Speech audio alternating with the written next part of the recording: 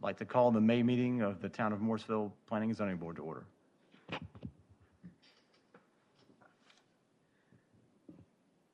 So, any changes from the agenda, Michelle? No, there are not. Okay. Have a motion to approve the agenda? Motion to approve the agenda? Yeah. I'll make the motion to approve the agenda. Second? Second. So, Chris made the motion, Tim seconded. And can we vote? Or are you going to do a roll call? Okay, so we can just, all right, all in favor, say aye. Aye. Aye. Motion carries. Has anybody had a chance to review the meeting minutes from last month? Yes. Any changes? Hearing none, could I have a motion to approve the meeting minutes? I'll move to approve the meeting minutes from last All right. meeting. Second. All right. So Ken made the motion and Josh seconded. All in favor? Aye. Aye. The motion carries. So I guess we're now on to number 4.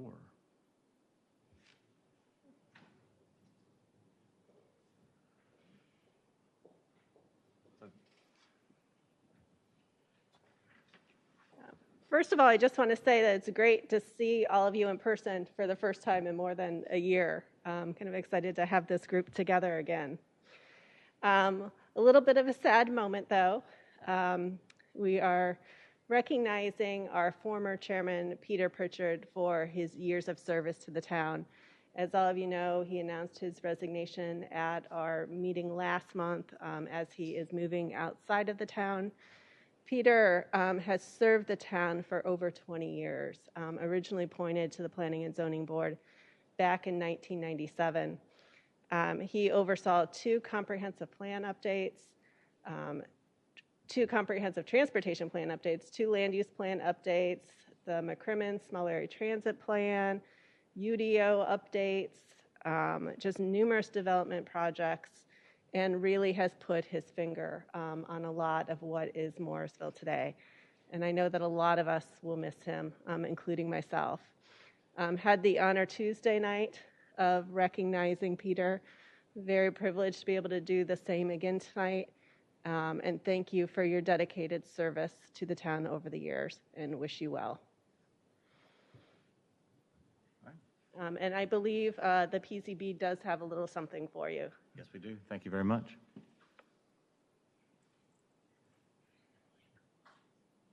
You come on up here. Do we want to have a picture, or how? I mean, distancing, is that going to be an issue? I would love a picture. Okay. Come on up and do this. Not really that way. Thank you very much.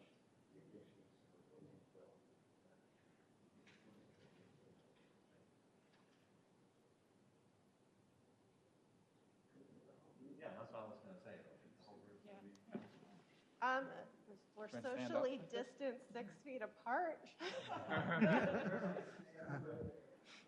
want to just stand in your things? If you want, I could just...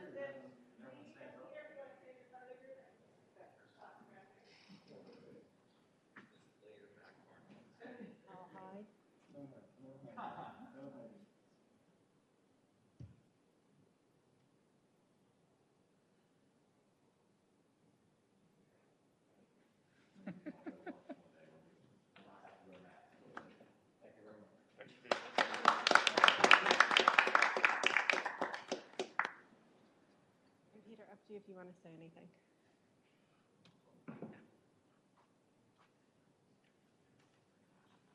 I won't keep you long, but thank you again, Michelle, for those kind words. And it has been a pleasure working with you for the last 4 years, continuing the tradition of a great planning director for the town of Morrisville. Even if you're number 5.5, because the half was Rodney, who was acting for some time, so been quite a few. But it's a great time to be leaving because of an absolutely superb staff and a great planning board. I have been privileged to work with you for the last few years, and I know that under new chairmanship you'll do very, very well indeed. So thank you for this. I've enjoyed it. Wish you the very best. Thank you. Thank you.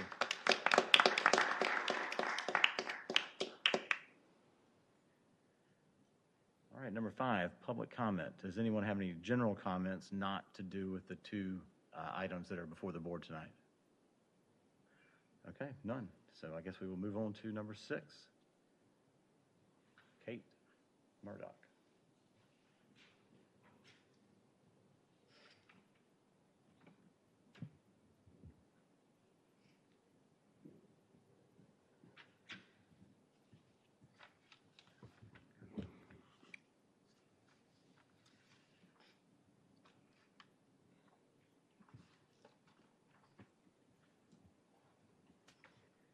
All right, so what I have for y'all right now is a petition to amend the zoning map for 1608 Wilson Road. So 1608 Wilson Road is about a half acre of land, and the property owners have currently petitioned to rezone the property to medium density residential. The property is currently zoned R20, which is in the town of Cary's zoning districts. So part of this rezoning process is also going to be annexing this property as it's currently in the town of Cary's ETJ. So you can see here from the jurisdictional boundaries, the pink areas represent the town of Morrisville, the green is the town of Cary, and so this property is currently the only one on this side of Wilson Road that's in the town of Cary still. So that's why we'll be annexing it. As I mentioned earlier, the property owners have requested to rezone the property to medium density residential, which is in line with our future land use plan. As you can see over here, all of these properties are in are proposed and recommended medium density residential zoning district in our 2021 future land use plan. So the planning department staff are going to recommend the approval of this requested zoning map amendment because it is in line with the adopted 2021 land use plan, and the development that would follow that would be compatible with the surrounding development that is residential. So in terms of action items for you all, I think you're all somewhat aware with the 160D text amendments that just passed. This process is a little bit different, so we won't be doing any sort of land use plan amendment resolutions or consistency statements. So you've all been provided with a script for making a recommendation of approval or denial of this rezoning request. So I know that was kind of a quick and brief presentation. Do y'all have any questions at this point? Thanks for the presentation. So I guess we can start down with Josh. No questions. Chris? No questions? Tim? Okay. No questions? So my only question, so this is all worked out through the town of Cary, Morrisville, everyone is on board, everything has been worked out ahead of time, correct? Yeah, so I think it's attachment 3 in your packet for today is the approval letter from the town of Cary for the annexation. Okay. So if we have any public comment on this, we can have the first person come up. We did not have anyone signed up for public comment on this item. I thought we did. Maybe they were for the other item. Here's.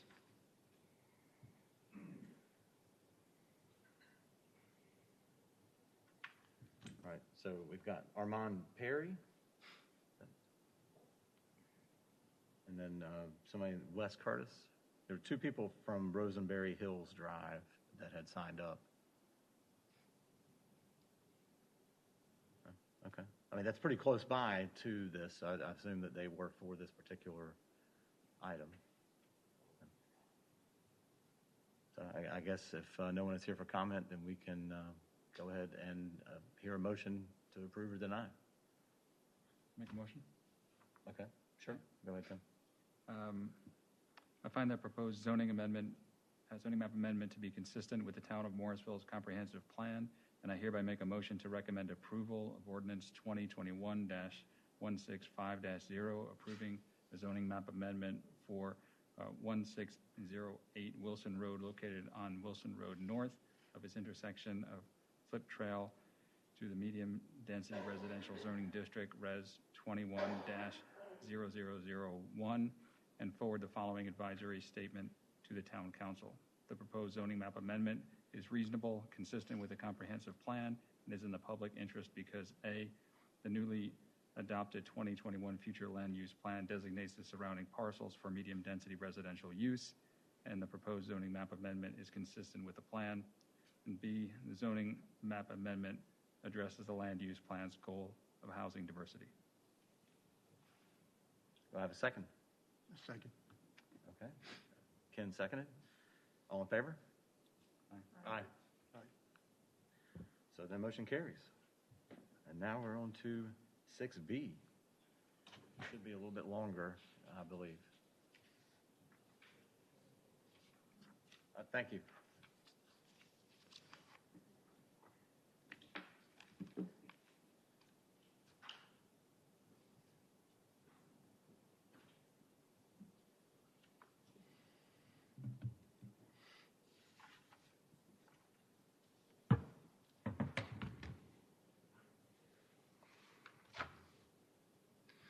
All right, good evening, Planning and Zoning Board. It's great to be back in person with you.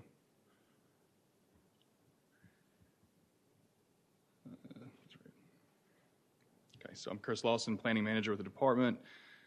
Tonight we are beginning land use plan implementation. So there are 4 proposed rezonings and a series of UDO text amendments before you tonight. I'm going to run through the proposed rezonings and the text amendments. There's a few, I'll call them sticking points that we really like your guidance on. And then, of course, tonight you could possibly vote to recommend approval or denial or potential changes. I do want to note before we get too far into it that this is a lot of information, and staff can come back next month if there's no decision tonight, if there's other sticking points, if there's clarification, if there's other ideas you'd like to discuss. So let's just jump into it. So like I said, there's 4 potential rezonings. They are to rezone the McCrimmon Parkway extension to the Business Activity Center. Let me back up. There are 4 potential rezonings that all would bring the property into compliance with the land use plan that was adopted by council in February. The first one is to rezone the McCrimmon extension area to the Business Activity Center zoning district. We'd also propose to install a gateway overlay zoning district on the McCrimmon Parkway. We propose to amend the boundaries of the airport zoning overlay district and to install the transit-oriented development zoning district in the areas identified for the TOD district. The UDO text amendments include establishing the gateway overlay zoning district. It is not currently in the UDO. And then to create or amend site and building design standards in the gateway overlay district and also in the transit-oriented zoning district. And then the bottom bullet point there is various other text amendments. I'll go through each one of those in detail, similar to how I did a few months ago with the 160D changes, just slide by slide, and we can go over any questions you guys might have. So how do we end up here? Why am I presenting this tonight? So like I said, the Morrisville Town Council adopted the 2021 Morrisville Land Use Plan in February this year. The land use plan covered the whole town, but it also had 3 specific sub-areas, including the McCrimmon Extension and the Transit-Oriented Development District. Probably know the McCrimmon Parkway Extension opened in 2020 and opened large tracts of undeveloped land to development. They are all currently zoned industrial management. The land use plan called for the area to be rezoned to Business Activity Center. And finally, the Transit-Oriented Zoning District has been a floating zoning district in the UDO, meaning it is listed in UDO, but it has not actually ever been installed on any parcels within town. At the 2021 retreat, I think also in February, Town Council really discussed their vision for these areas in more detail and directed staff to begin proposing text amendments and zoning amendments to implement the land use plan. And I really want to stress that final bullet point on this slide. The reason these areas were selected and the text amendments were proposed are to prevent development which may be incompatible with current surrounding zoning, with the land use plan, and with other development standards the town has.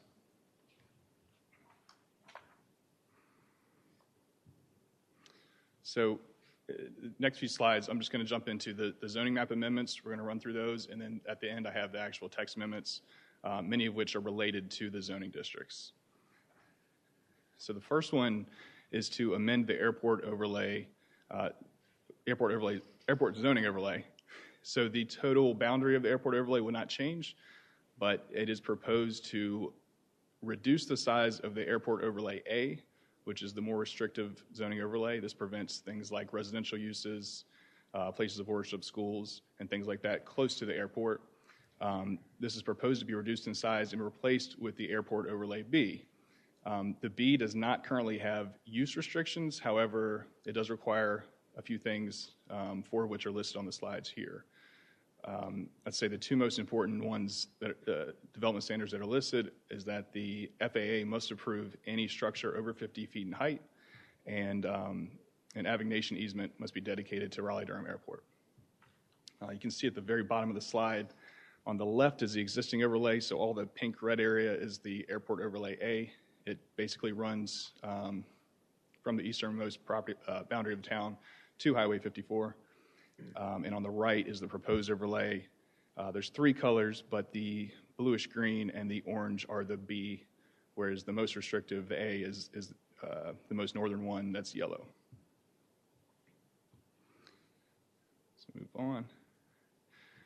So this zoning map amendment was kind of hashed out during the land use plan process. The FAA was consulted regarding these changes. You can see in quotes here, they believe they're consistent with FAA land use guidance near airports. So residential uses are not prohibited in the airport overlay B. However, they are required to provide sound mitigation to limit interior aircraft noise to an average sound level of 45 decibels. In conjunction with the Gateway Overlay Zoning District, we're also proposing tonight only multifamily dwellings would be allowed in the airport overlay B area. No single-family detached or attached dwellings would be allowed in the Gateway Overlay, which covers the McCrimmon area and other areas that are being proposed to be rezoned to the airport overlay B. So I'm going to stop there. This is the first two slides of the first zoning map amendment. Are there any questions about the airport overlay and the proposed changes to that? I'm done. Anyone? Okay, we can certainly come back later if you think of any. Okay, so the second of the proposed rezonings is focused on the McCrimmon Parkway extension, and this is to rezone the area that is currently industrial management to the business activity center. So you can see all the properties that are proposed to be rezoned are in the red.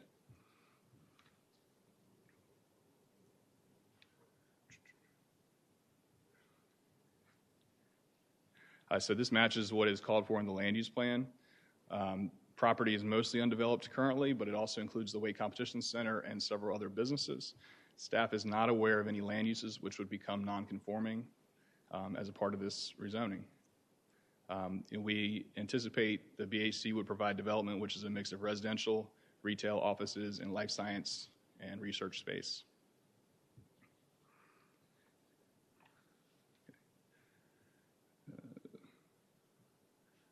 So as part of this rezoning, there are two parcels in the area that are currently conditionally rezoned, meaning they have conditions from a previous rezoning. If this zoning were to be approved as a general rezoning, it would eliminate those conditions and just simply rezone the parcels to the Business Activity Center District. So if you see on your screen, these are both at the end of the McCrimmon Parkway, right along Aviation. I've got arrows pointing to the parcels, and the conditions are listed. So the northern one is currently industrial, and it would be rezoned to BAC. I guess the one on the south is currently an apartment complex. It's already conditional BAC. It would just be rezoned to general BAC. Those conditions will be removed as a part of this.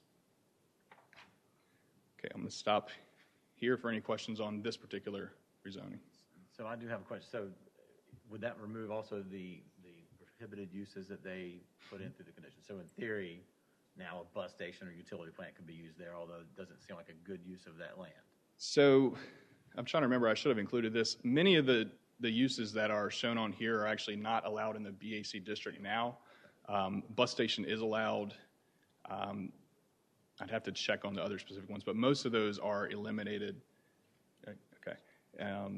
But the conditions would be removed as part of this, yeah. Anyone? Go ahead. Okay, let's keep moving. So in addition to rezoning these properties from industrial to the business activity center, council was also discussed some design elements in the land use plan, which would make this area more pedestrian friendly, bring buildings closer to the streets and other design standards. And staff has proposed, instead of adding that to the business activity center townwide, we just would install a gateway overlay district on the McCrimmon Parkway. And staff have been informally calling this the GO district. So it basically matches the previous rezoning along McCrimmon, but it also includes parcels that were already zoned as BAC. And I'll get into the specifics of this district when I get to the text amendments later in the presentation. Okay, so again, this will be a brand new zoning overlay. And the purpose is to implement design standards as called for in the land use plan to provide an attractive pedestrian-oriented space.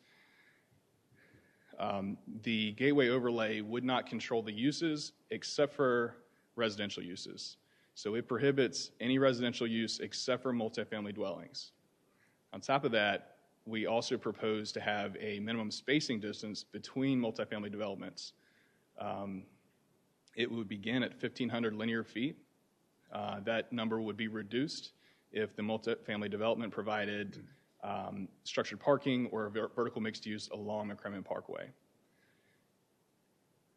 The other really major development standard would involve requiring parking lots to be located behind this, to the side and rear of buildings, and this would help align the buildings with the street instead of having large parking lots as you drive down McCrimmon. And the bottom image is from the land use plan, which kind of gives a representation of what this area would look like, or is intended to look like. Okay, so I'll stop there before I move on to the next one. Any questions at this time? No. Okay. All right, so this would be the fourth out of the four zonings, and this would be to rezone the property shown here to install the transit-oriented development zoning district. So this district has been in the UDO for some time. I think it was part of the 2009 land use plan. It has never been actually implemented in town. So as the name indicates, it revolves around transit. Transit is not currently there, but it is proposed in the future to run along the railroad corridor as well as bus stops. So again, this would be all the areas outlined in red. You'll see it's right around Highway 54, McCrimmon, and Church Street. And there are three separate areas, and just the one, actually, use my mouse. This one here, I don't know if you can see my mouse on the screen. That is the TOD East. I have been calling this one the TOD West, and this one the TOD South, just informally if we reference it in conversation, it might make it easier.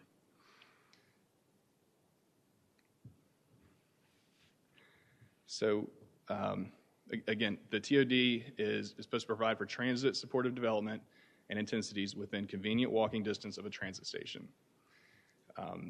The properties are currently zoned various zoning districts, including very low density residential, IM, OI, and CC. The proposed zoning map amendment would group all these parcels in the TOD zoning district, which would create a uniform development pattern as called for in the land use plan. And anticipated uses include urban townhomes, multifamily, retail service, restaurants, hotels. And again, the picture is from the land use plan depicting what the area is visualized to look like. So staff is proposing all three of the areas be rezoned at this time to match the land use plan. There's different value-based judgments on if we move forward with all three, if we do one, if we do two. Really what I just want to highlight is the development pressure of these areas, and if the town wants to get ahead of those and go ahead and install the zoning district per the land use plan, or if we want to wait, keep the zoning district as is, see what gets developed. But at this time, staff is proposing that we go ahead and preemptively rezone these districts to match the land use plan. So any questions on the TOD before I move on to the text amendments? Anyone? I've got a question. Sure. So what happens?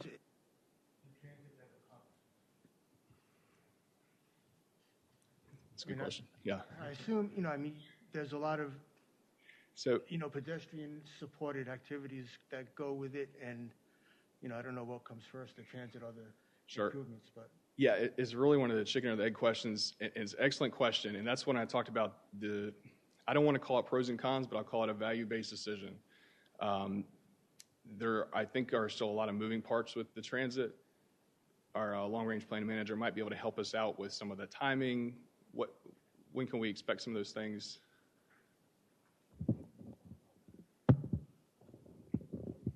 Sure. So with the commuter rail in particular, at this point, we're not certain of the timing of that, but it is currently in the Wake Transit Plan, funded and expected to be open by 2030.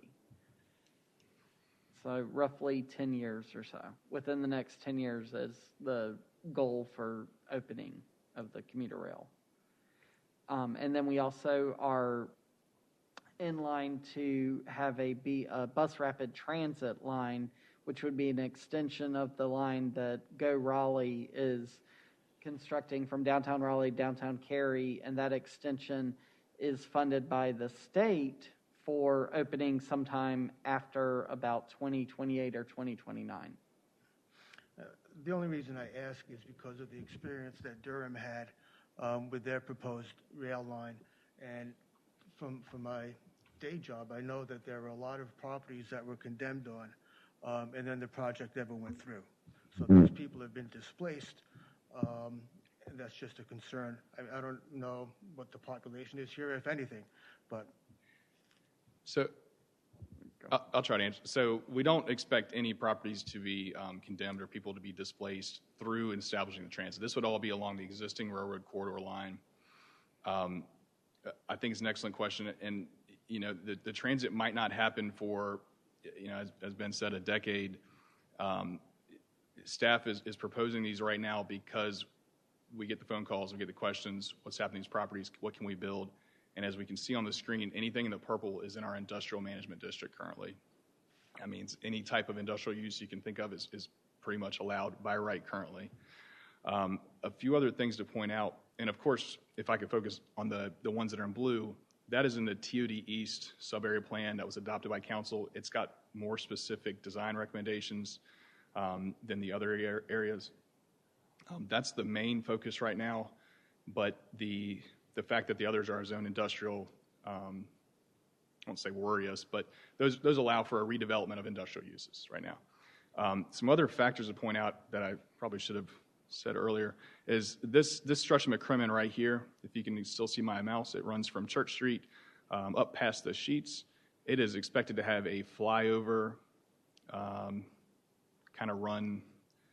I wish I'd add this to my slide. It kind of runs over and it will come wrap around the Sheets.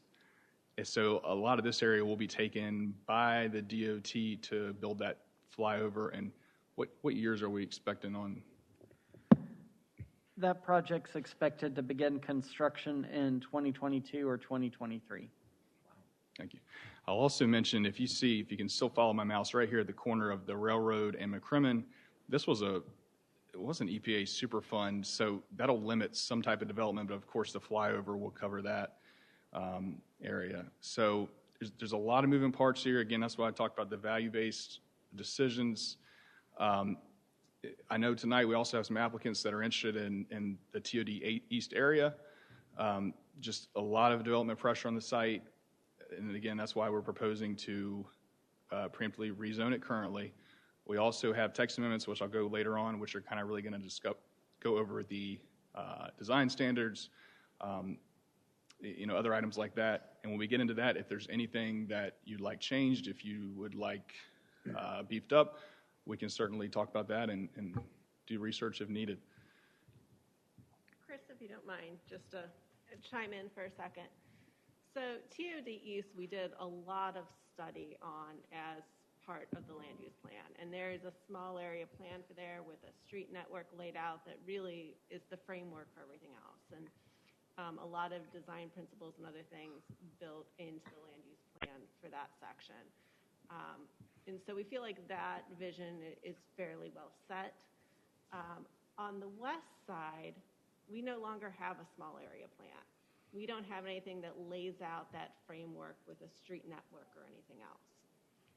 So we did touch base with council briefly at retreat and talk to them about the west side and do we go forward with it now. I think at the staff level, we feel like we may not have flushed that out enough. I think we are still recommending go forward. We think that's probably the best course of action, but just want to make sure that PZB and council moving forward kind of understand the trade-offs. So historically, even though we've had this TOD floating district, no one's dropped it down. And the idea was always that we would keep it zoned industrial. So if someone wanted to rezone it, they'd come in with a conditional rezoning. We'd have some control and an assumption that they would want to do that. And it served us well to date. But with the development pressure that we're seeing in the area with different types of uses, warehouse, life science, keeping it industrial for the next year and a half where we do small area plan this side and do potentially some form-based code, we think that there's risk involved that, something may come before we're ready. And so, today there are a number of permitted uses in the industrial zoning district that anyone could come in, submit an application, and build by right. So we want to get ahead of that. If we do rezone TOD, though, we are talking about hiring a consultant, doing a small area plan, doing a form-based code for this area. We could be midway through that process, and someone could come in and just submit with the TOD we have in place. And that's a possibility as well. So just want to make sure that everyone kind of understands the pros and cons there. Thank you. And last point, I've just should have said earlier, I've had callers about this site. I've said the same thing is, we're trying to get out ahead and probably preemptively rezone these properties to what the town's land use plan calls for. But that does not mean it's overnight it's going to be developed as TOD. Clearly, there are businesses here that are currently operating. No timetable that I'm aware of as far as them wanting to cease operations. And of course, we also have other property owners. Just a question around the airport overlay. Wanted to go back to that for a second. So the primary uses for that, you mentioned, was it medium or high density residential? So there's a few different factors. The airport overlay A, which is currently on the screen in the entire pink, does not allow residential. If you see it stops at Chapel Hill Road, the B does allow residential. So instead of amending the residential uses in the airport overlay, staff is proposing the gateway overlay, which would limit the residential development to only multifamily. That's what's been discussed with the council, but we would have a minimum linear distance between multifamily developments in order to keep the development spread out, to keep it kind of more of a mixed use along the McCrimmon corridor as the land use plan calls for.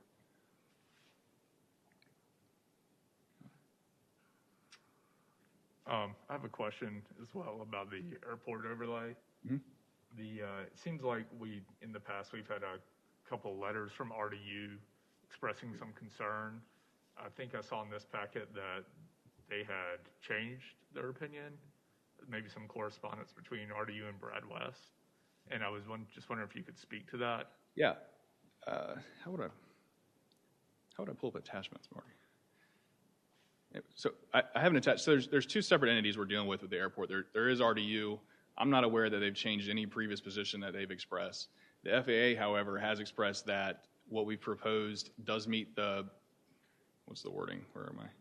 So that first bullet point there, these changes are consistent with the FAA land use guidance near airports, and they do not believe the land use changes will adversely affect airport operations or jeopardize FAA funding for future airport development of RDU.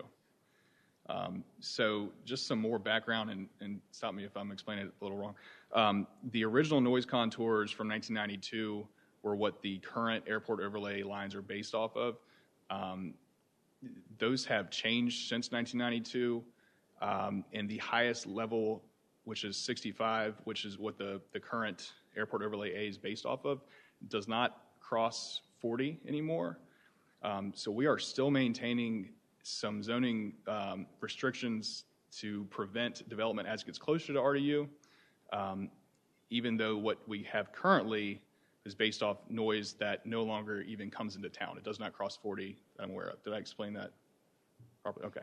So does that answer your question? Well, RDU, I'm not aware that they've changed their position. Okay. They had a land use plan. Right. Yeah, and I'm sorry, on that page, that second bullet, I don't know if I'm reading that right. Is that we're doing a net increase to a potential residential building in that area? That's what's occurring. From the second bullet you have on the correct. So 5. Yes. So if you follow my mouse, this orange this orangish red area does not currently allow residential. It would now allow, in combination with another zoning overlay, it would allow multifamily development.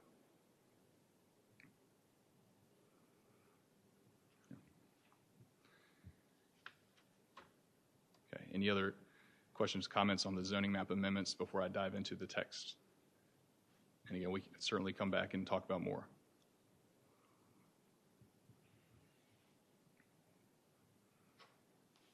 Okay. Hearing none, I'll move into the. Yeah, there'll be a public comment. Comment period at the end of our questions. Okay, so where was I? Here. Okay, so sorry, lost my position. All right, so in conjunction with the zoning map amendments, staff is also proposing a number of UDO text amendments which were staff proposed based on the land use plan adoption, based on the goals of the land use plan. So just kind of go through my bullet points here. So they intend to amend the UDO to try to bring more architectural and site design standards to promote the pedestrian-friendly environment in the gateway overlay along McCrimmon and in the transit-oriented development district. The amendments would establish the gateway overlay district as not currently in UDO, and they focus again on parking orientation, building orientation, and creating a minimum separation between multifamily developments. Again, single family would not be allowed or any other kind of residential development along McCrimmon. The TOD standards are in the UDO. We've proposed to amend those, which would hopefully increase pedestrian activity, require parking behind buildings, and require a mix of residential and non-residential uses to support that future transit. And we also have various other text amendments, which I will cover. So let's start going through these. I'm going to go through the same way I did for the 160D a few months ago. If you see anything on the slide you want to talk about, we can certainly stop and go over it or come back. So the first slide amends the zoning standards for the transit-oriented district. It's a little small. I can try to zoom in if it's easier. Yeah, oops, wrong way. So, and before we get too far in the amendments, let me just say, staff's proposed these. I don't think staff is overwhelmingly set on any of these standards. I think we are very open to the board's ideas. We've been working with the development community trying to sort out what are the best ways to go on a number of these. Let me just cover this. So the biggest thing in the TOD we're proposing right now is that all development will have a mix of either residential or non-residential. So right now the code reads residential and non-residential.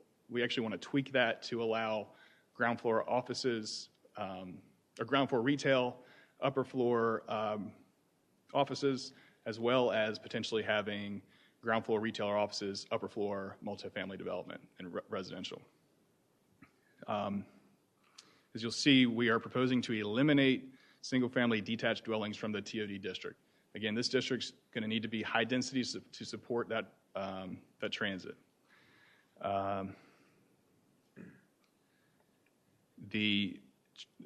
We're still proposing to allow single-family attached dwellings, townhouses, but we are proposing to only allow those within 300 feet of Church Street and not in the TOD East at all. So this would allow for, if you're driving down Church Street, next to Church Street, park on your left, on the right, there could be townhomes building into more high-density development. You'll also notice the maximum net density was at 35 dwelling units an acre. That has been proposed to be eliminated, and we rely on height maximums, parking maximums, and other requirements like that to cap out development. And again, in most of these districts, anything over 50 feet is going to require FAA approval. Some of the other features we're talking about here are minimum structure height right here. We got different minimum build-to lines.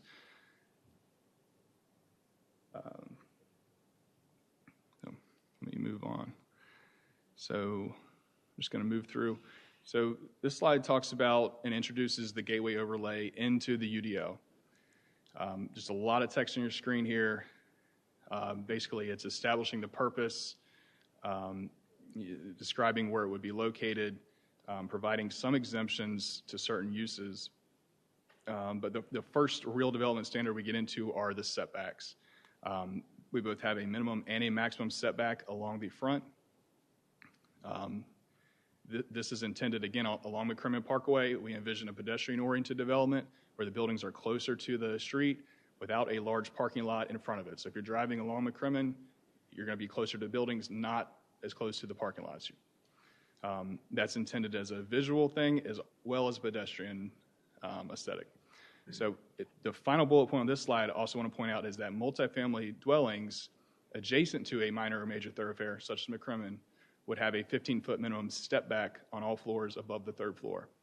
So some of the feedback staff's gotten from other developments in town is that, you know, they're next to the road, then all of a sudden they're 4 or 5 stories, and it just looks like a wall as you're driving along, intimidating, just a flat wall. So this would allow it, so this would require buildings over a third floor to have some kind of step back to provide more light, provide more, you know, not get that over, you know what I mean when I say the wall kind of feeling as you're driving along.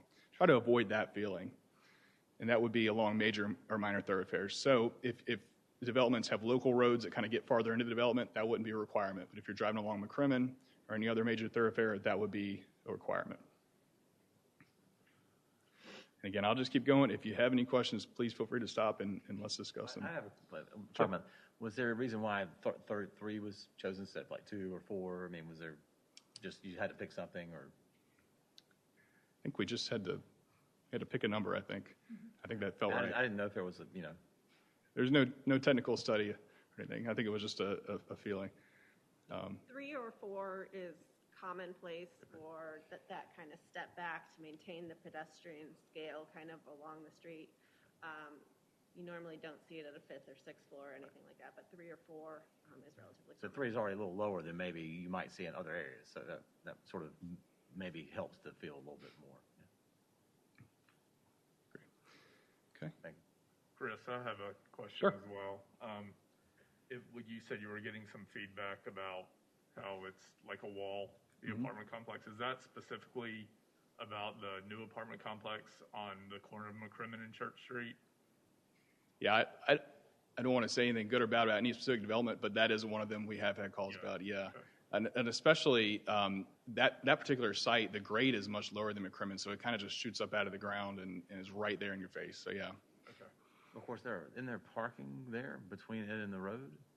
There is no parking between there. No. I'm thinking Not on that site. Okay. We're talking about the one right at the new McCrimmon and Aviation, correct? Yeah. Yes. So, okay. Yeah. So, I guess I don't drive down that side. I'm more usually on Aviation, so I'm seeing where there is a parking area there. Right. The ones across. Yeah. Yep. You're right. Okay. Let's move on. Okay. So this slide, the first part just establishes that the underlying zoning district will control the uses. So we had originally named this overlay the McCrimmon overlay. We decided to go with the gateway overlay, partly because we liked the idea of a go district, but partly because we could use these standards in other areas of town besides McCrimmon in the future. So the principal uses are controlled by the base zoning district, except for, again, multifamily, which has these spacing standards. And so we've got these spacing standards established. Again, similar to the 3-4 stories, there was no technical study. This was just kind of, we measured on IMAPs and thought, what does it look like? And these numbers are in flux. So if there's suggestions for different numbers, we certainly propose them. So let me kind of go over. So there's 3 bullet points here, so it's a 3-tier spacing standard. The first one is just if a developer comes and builds multifamily with surface parking and meets the other design requirements, that would have to be located 1,500 feet from another approved multifamily site. The middle tier is if a multifamily site proposes some design features that more align with the land use plan. In this case, we've proposed 50% of required parking as structured parking, or 50% of their ground floor area located along a thoroughfare be vertical mixed use, meaning the ground floor is going to have some kind of retail component, and then upper floor is going to be residential. Those developments would be allowed to be within 800 feet from another approved multifamily site. In the bottom tier, if the development provides both vertical mixed use and 50% required structured parking, they would be able to be within 500 feet from another approved multifamily development. And just to go over some of the spacing standards a little bit is the land use plan called for vertical mixed use and structured parking. When we did outreach to the development community, they really found it undesirable to require those items, partly due to cost. But staff felt that if we incentivize those, it's not requiring them, but we are still hopefully going to use a carrot to get some of those things called for in the land use plan. Any questions about that? Any thoughts on the numbers, on the standards? My only comment, I put a lot of thought into spacing because I worry about trucks. I think what you have is fine, but it underestimates the amount of trucks, not only for retail. For example, food service is normally a tractor trailer now by Cisco that stops daily at each of those, and the large number of people moving in and out. So you have a high turnover of trucks on the backside. So I did sketch through the length of the trucks, thinking how many people live there and their average time that they would be moving out. It's a high truck traffic, so as developers come in, just keep that in mind. Do they have freight elevators? How's this going to be managed, in addition to where their mail storage is and how Amazon comes in? So I think it's workable, but there is going to be a lot of truck traffic in these buildings, and a lot of it with the retail section. Those are very good points, and actually you reminded me that I had intended to put a map showing the distance, for each one of these tiers. I have it saved somewhere, but I forgot to include it in this presentation, so I'd be happy to follow up on that. I'm just kind of pointing around, like 1,500 feet is basically from Town Hall to the middle of the roundabout. Yeah. Like right over here. So, I mean, that to give you an idea of the distance we're talking about. Right, and so that would be from partial line to partial line also, not building, just to, yeah. So, okay. So let's keep moving on. All right, so here's some other standards, and I'm just going to start with letter A. No building shall have more than 2 loading docks. This speaks to the truck traffic, which was just mentioned. Staff was attempting to think about ways to limit truck traffic on McCrimmon in the area if it was undesirable. If there is one requirement that we've sent out to the development community that they do not want, it is letter A. And I think as staff, we've talked about it more and more. We think as long as we have some kind of design standards on where these loading docks could go, that might be more important than having a maximum number and not allowing for some kind of flexibility. So letter B would establish that loading docks shall not face a major or minor thoroughfare, again, something like McCrimmon, or any kind of residential development. So the idea would be that they focus more internal to a development. So then drive-throughs would be limited to having one 12-foot drive-through lane between the building and adjacent streets. This is, again, a visual, aesthetic, pedestrian-oriented intended requirement. And the bottom, number 5, is access. No curb cuts would be permitted between the building and adjacent streets, again, to try to maintain the pedestrian aesthetic of the corridor. So I had a question about this. So if we're doing this transit-oriented development, we're going to have 5, 6-story buildings, whatever, why are we even contemplating having drive-throughs in there? Sorry. So this would just be for the gateway overlay. So the TOD stuff we'll get to a little bit. But this is just for the gateway. Even then, I mean, you're talking about trying to have a mixed use. I don't know. I mean, it's almost like the drive-through is going to sort of interfere with that, and it's certainly not pedestrian friendly, and it's certainly, going to create vehicle cross traffic backing up into areas where people might be walking. I don't know. I mean, there's a lot of call for that, or if the board feels that drive-throughs should not be allowed in this area, that is a policy decision. We can make that change or propose a change.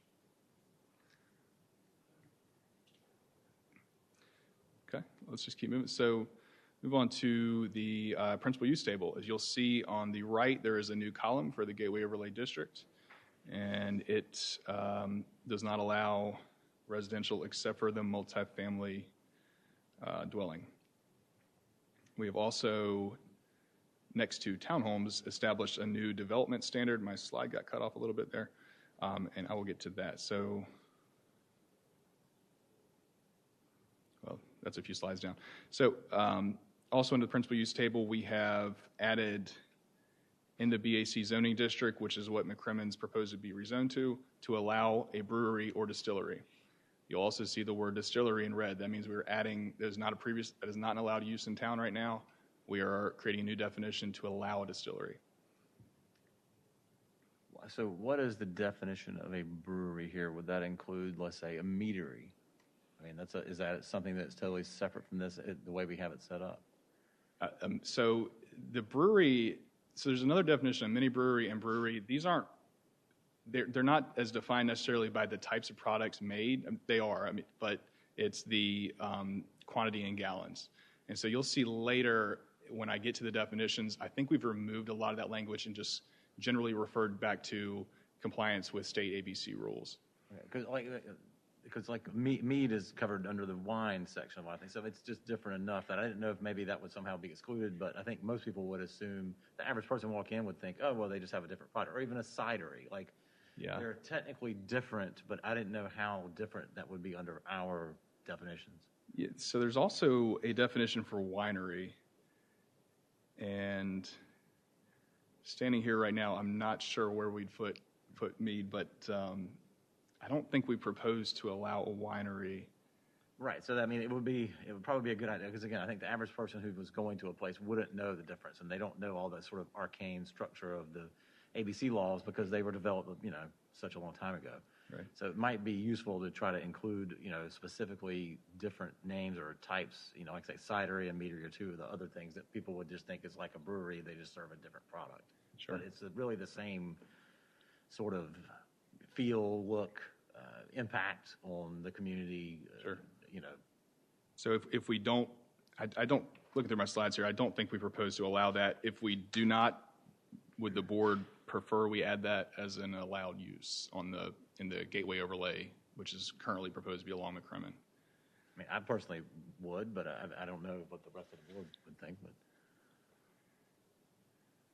I'm fine with that. That makes sense. Okay. And I'll say the development the town has right now along McCrimmon is the Wake Competition Center site. We've recently approved an indoor go-kart track, indoor skydiving facility. So those are the kind of things that are going to be constructed along McCrimmon or already are constructed. So I think the winery may fit in with that. Okay. Let's move on. Okay, so this is the dwelling multifamily in the transit-oriented district. So sorry to switch around on you. So in the TOD district, multifamily would only be allowed on upper floors and on ground floor areas that won't be required to be dedicated as commercial per another section of the code. So the mindset here is in the TOD district, we don't want buildings to be entirely one use. We want that mixed use. We want some of the pedestrian traffic to get on the transit, leave, be able to walk around, go to different types of facilities. You'll see the second half of that sentence says that the required commercial or non-residential space cannot be associated with the residential use, so we couldn't have a leasing station or a leasing office taking some of that commercial space. It would have to be other commercial space on top of that. And I'll get to where commercial and institutional uses are required later. And this last one is a new development standard for townhomes in the TOD district, and they would only be allowed within 300 feet of Church Street. So again, we want some kind of mix of residential uses, especially right along Church Street, because on the other sides there are townhomes, there are single-family homes, but the vision for the district would prefer not to have the entire district be townhomes. We want some kind of mixed use, we want some kind of height to allow that density to use the transit stations. Okay, totally switching gears. This is one of the text amendments I identified as various. So with the land use plan, there were certain areas in town that were identified as having some kind of common open space, some kind of park space within specific sub areas.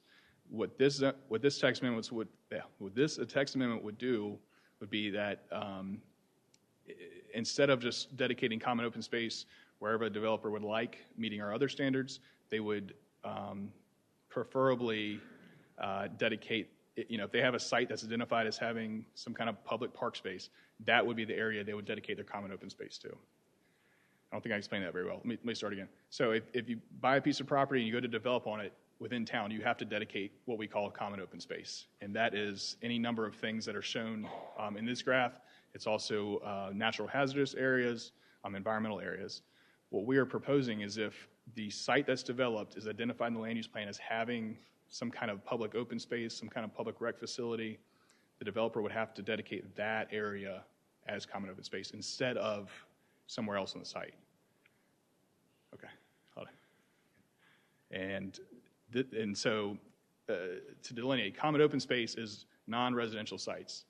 And those areas are not dedicated to the town, but they are kept as recreation for the development. On the flip side of that, there is required public recreation area, and this is from residential properties, and this area is dedicated to the town as park space. And again, it's the same text amendment, slightly different. So if a developer goes to build a subdivision, or let's say along McCrimmon, if a developer builds a multifamily development and there's an area we've identified on the plan as a public recreation space, that space would have to be dedicated as a public park, and it would be transferred to the town for the town to own and maintain. Any questions on those? Yes, ma'am. In either of those cases, a dog relief area is not a public space, correct? So let's go back to the common open space. So within this amendment, there's multiple features a developer could use for common open space. This amendment will require one of these two shown on your screen. Reading over them, I think a dog facility could count probably for that top one. Within the public recreation areas dedicated with a residential property, the developer would only have to dedicate the land to the town. The town would then decide ultimately how that land is programmed, what it's used for, what it looks like, whether it remains just a natural vegetated state or if it's maintained for any number of recreation facilities. It would be my opinion that an open space in the middle of apartments shouldn't be a dog relief area. It's very noisy. So my question was more around, I think it should be a service. To me, that's considered a service or a function of the building that they should include elsewhere versus some grass with a fence around it with 25 barking dogs. Yeah. I've certainly come to know which neighbors have dogs working from home over the last year. I will say that right now, multifamily almost entirely does what's called a payment in lieu. So they'll pay a certain rate based off the number of units to the town. The town then uses that money to acquire and develop public recreation area. So there are other standards existing in the UDO which would prevent public recreation space from being internal to the site. It has to have some kind of public right-of-way access. And that's mostly so the town doesn't acquire a piece of land that's surrounded by a private development, but also to allow anybody in town to be able to go to the site and enjoy it. So I can't 100% say there wouldn't be a dog park internal to a development, but it seems unlikely, in my opinion. Thank you. Thank you. Okay, so switching back, I wish I'd grouped these slides a little differently. So switching back to the TOD district, Streets internal to the development will be required to have a minimum of 10-foot sidewalks. Anything external to the development, say along Church Street, along McCrimmon 54, would require or would rely on the transportation plan and what it calls for sidewalk width. But internal to the development, we're proposing a 10-foot minimum. And again, that is because this site is supposed to be a pedestrian-oriented development. Typical sidewalks are 5 or 6 feet. Don't really feel that that's wide enough to have a lot of pedestrians walk back and forth, especially in the time of social distancing. So keep moving. So here are the site and building design standards for the transit-oriented development district. So this would be the one on Church Street 54, McCrimmon, Watkins Road. Again, a little small. I can zoom in if you're relying on the PowerPoint. So again, this section establishes the intent. It's supposed to be visually interesting, human scale, and have architectural character which encourages pedestrian activity. So I'm just going to go through these. So we want all buildings to have direct public access from a door to all adjacent streets, common open spaces, public recreation areas. So the way the UDO is written now, many buildings will have this already, but we want to require it in case a building has multiple street frontages, has multiple park space frontages. The building would have access via a sidewalk to all surrounding features. And so we got some graphics that just kind of would be in the UDO, which would demonstrate what we mean. Again, I'll point out these graphics. The parking is behind the building is closer to the street. Again, on this side, the common open space is closer to the street, parking hidden behind the building. So the second one would be, again, in the TOD district. This would require that the grade of buildings are not in excess of 5 feet below or above the grade of the fronting street. So as you'll see here, there's 2 examples. The bottom one is incorrect. Let's just pretend this is, not to pick on Park West Village. You drive past Park West Village, it's very low compared to the street. This in the TOD district would require the land to be graded so that the building kind of fronts the streets, again, for that pedestrian activity and allowing access into the development. We have proposed to exempt McCrimmon Parkway from this requirement, mostly due to the proposed flyover. So McCrimmon would be exempt entirely, but Church Street, 54, Watkins Road, any other fronting streets would have a building more like the top graphic. Any questions? Okay. Okay. So again, we're staying in the TOD district. This talks about building design. So all retail and service buildings shall have a dedicated entrance and walkway for each tenant that connects directly a sidewalk onto a street, common open space, or public recreation area. So it's very similar to the standard I said a slide or two ago, just again requiring any tenant to have sidewalks and pedestrian connection to surrounding streets, parks, and other features like that. Number 3 changes to multifamily developments. So the TOD district is proposed to have townhomes, but is also proposed to have multifamily developments. And these would need to mimic the appearance of a single-family house. So the goal here is not to have a garden-style apartment just like any other one you can see. This would require them to look more similar to a row home. So that the internal function could still function like any other apartment complex, but the outside would look more like a townhouse, a row home, that style. So some things we mentioned, that they have to have porches, stoops, landings, and walkways to the fronting sidewalks.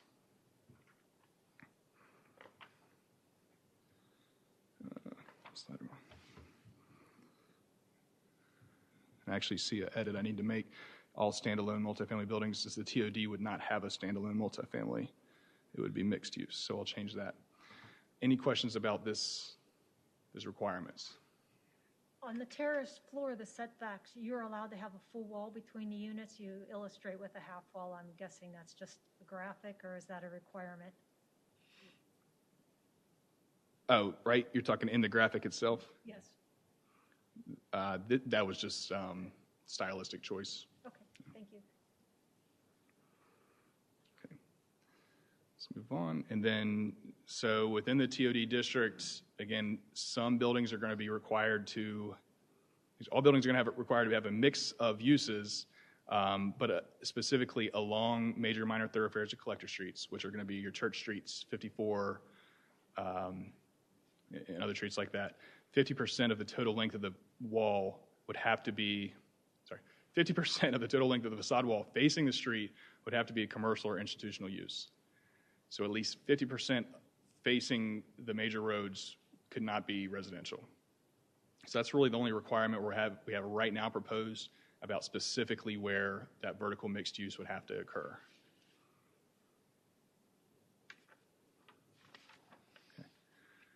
And this goes back to the other requirement where it says it's the lower floors and then above. So obviously, Correct. You're just talking about the lowest. Yep. Yeah. So those requirements would build off of each other. And I know through a PowerPoint here, it seems like we're all jumping around, but I'm just going straight through the section of the UDO, and I think it'll make more sense if you saw it all together. Okay, so we're back to the Gateway Overlay District currently proposed along McCrimmon. Very similar building and site design standards, slightly different. So again, for both of these, the UDO already has building materials requirements, windows requirements, different hiding your utilities, panels, things like that. These build off of those. So again, all buildings would have a public entrance along streets, common open spaces, or public recreation areas. I believe these are the same graphics. Again, multifamily that faces a major or minor thoroughfare. So this is going to be your McCrimmon. Should be designed or shall be designed to mimic the appearance of a single-family home. Again, the same design features, stoops, landings, walkways from ground floor units. Something slightly different along the Gateway Overlay is that all restaurants, bars, or lounges, and those are uses defined in the UDO, or breweries, potentially wineries, would be required to have rooftop or patio seating no less than 65% of their building frontage along the highest classified adjacent street. Patio seating may be roofed but not enclosed, and the area must be at least 15 feet in depth. So the graphic below kind of shows what we're talking about. So this came out of discussion with council at their retreat. They really like the idea of having some kind of outdoor activation space. So if we're going to have a pedestrian-oriented area of town, we're going to have, the corridor would also have some people sitting outside eating. And I think this also plays into what is almost naturally occurring along McCrimmon, where we have the weight competition center, we have indoor go-karts and skydiving, just more amenities for people to get outside, eat, have a place to go. And so again, there could be outdoor patio space. We've also allowed it to be on the rooftop. I don't think Morrisville has any rooftop dining areas currently. So any questions about these? No? Okay, let's keep moving. So this deals with off-street parking facilities, and the TOD district and the Gateway Overlay District, the GO district, are combined into these requirements. So a lot of stuff was eliminated, but basically the first point here would be that a maximum of 20% of the block's street frontage could be occupied by surface parking. So again, we're pushing the parking to the side and rear of the buildings to bring the buildings closer and engage that pedestrian activity. It does allow, the second paragraph here, it does allow, if it is determined to be impracticable by the planning director, for this to happen, the developer could provide a type G option 2 street yard buffer. Basically, this one requires a 3-foot masonry wall and kind of hides the parking from view. Again, the graphic shows kind of what we're talking about here. And I'll just hit this final point. In the TOD district specifically, not the Gateway Overlay, just the TOD, all developments shall have a minimum of 50% of their parking areas as structured podium or underground parking facilities. So again, if we're going to have a transit-oriented district, we don't want to have, or theoretically, you would not have surface parking spread across the entire site. You'd have more structured parking, podium parking, underground parking. and this is just 50% requirement. If the board feels it should be more, if the board feels it should be less, we can adjust that number. And I'll note that it's not 50% of the required parking, it is 50% of the total parking that's provided by the development. So there's some difference there. In your podium, you mean like that larger building in the middle of Grace Park, which is like a 4-story apartment on top of, it's a parking area underneath of it. That's what a podium is. I'm not sure about that, but basically underneath the building's higher up, and you can park under it. It may be. So I guess the question is, like at Grace Park in particular, it's just here's some cars and there's a building on top of it. So how does this dovetail in with the desire to have commercial activation or whatever on the lower floors? That's a very good point. So I'll say that the buildings are required to be closer to the street, no curb cuts between the building and the road. So the way I think about it, at least in theory, is that the podium would be to the side or to the rear of the building. When you say podium, there's a definition. That's a building on top of a concrete section. Yeah. So, I mean, that would, by design, have to be under the whole building, or you'd have to fill part of that in some way to get what you're talking about. Yeah, I mean, I think that's a very good point. I almost lean towards eliminating podium parking and just requiring structured or underground or surface parking behind the building. I guess, at what point does that become the balance of not economically feasible to go underground versus, what we're trying to do overall in that area? Yeah, I would say underground. I don't think the town has the underground. I'm not aware of much underground parking in this area of the country. So I think we have underground to allow flexibility, but I would expect it to be structured parking above ground. Is there any board feedback on just eliminating the podium, keep it in, or? I'm fine with it being in. And we're making the assumption that if there's a transportation stop, parking is provided with a transportation stop itself, right? That's not included in this parking?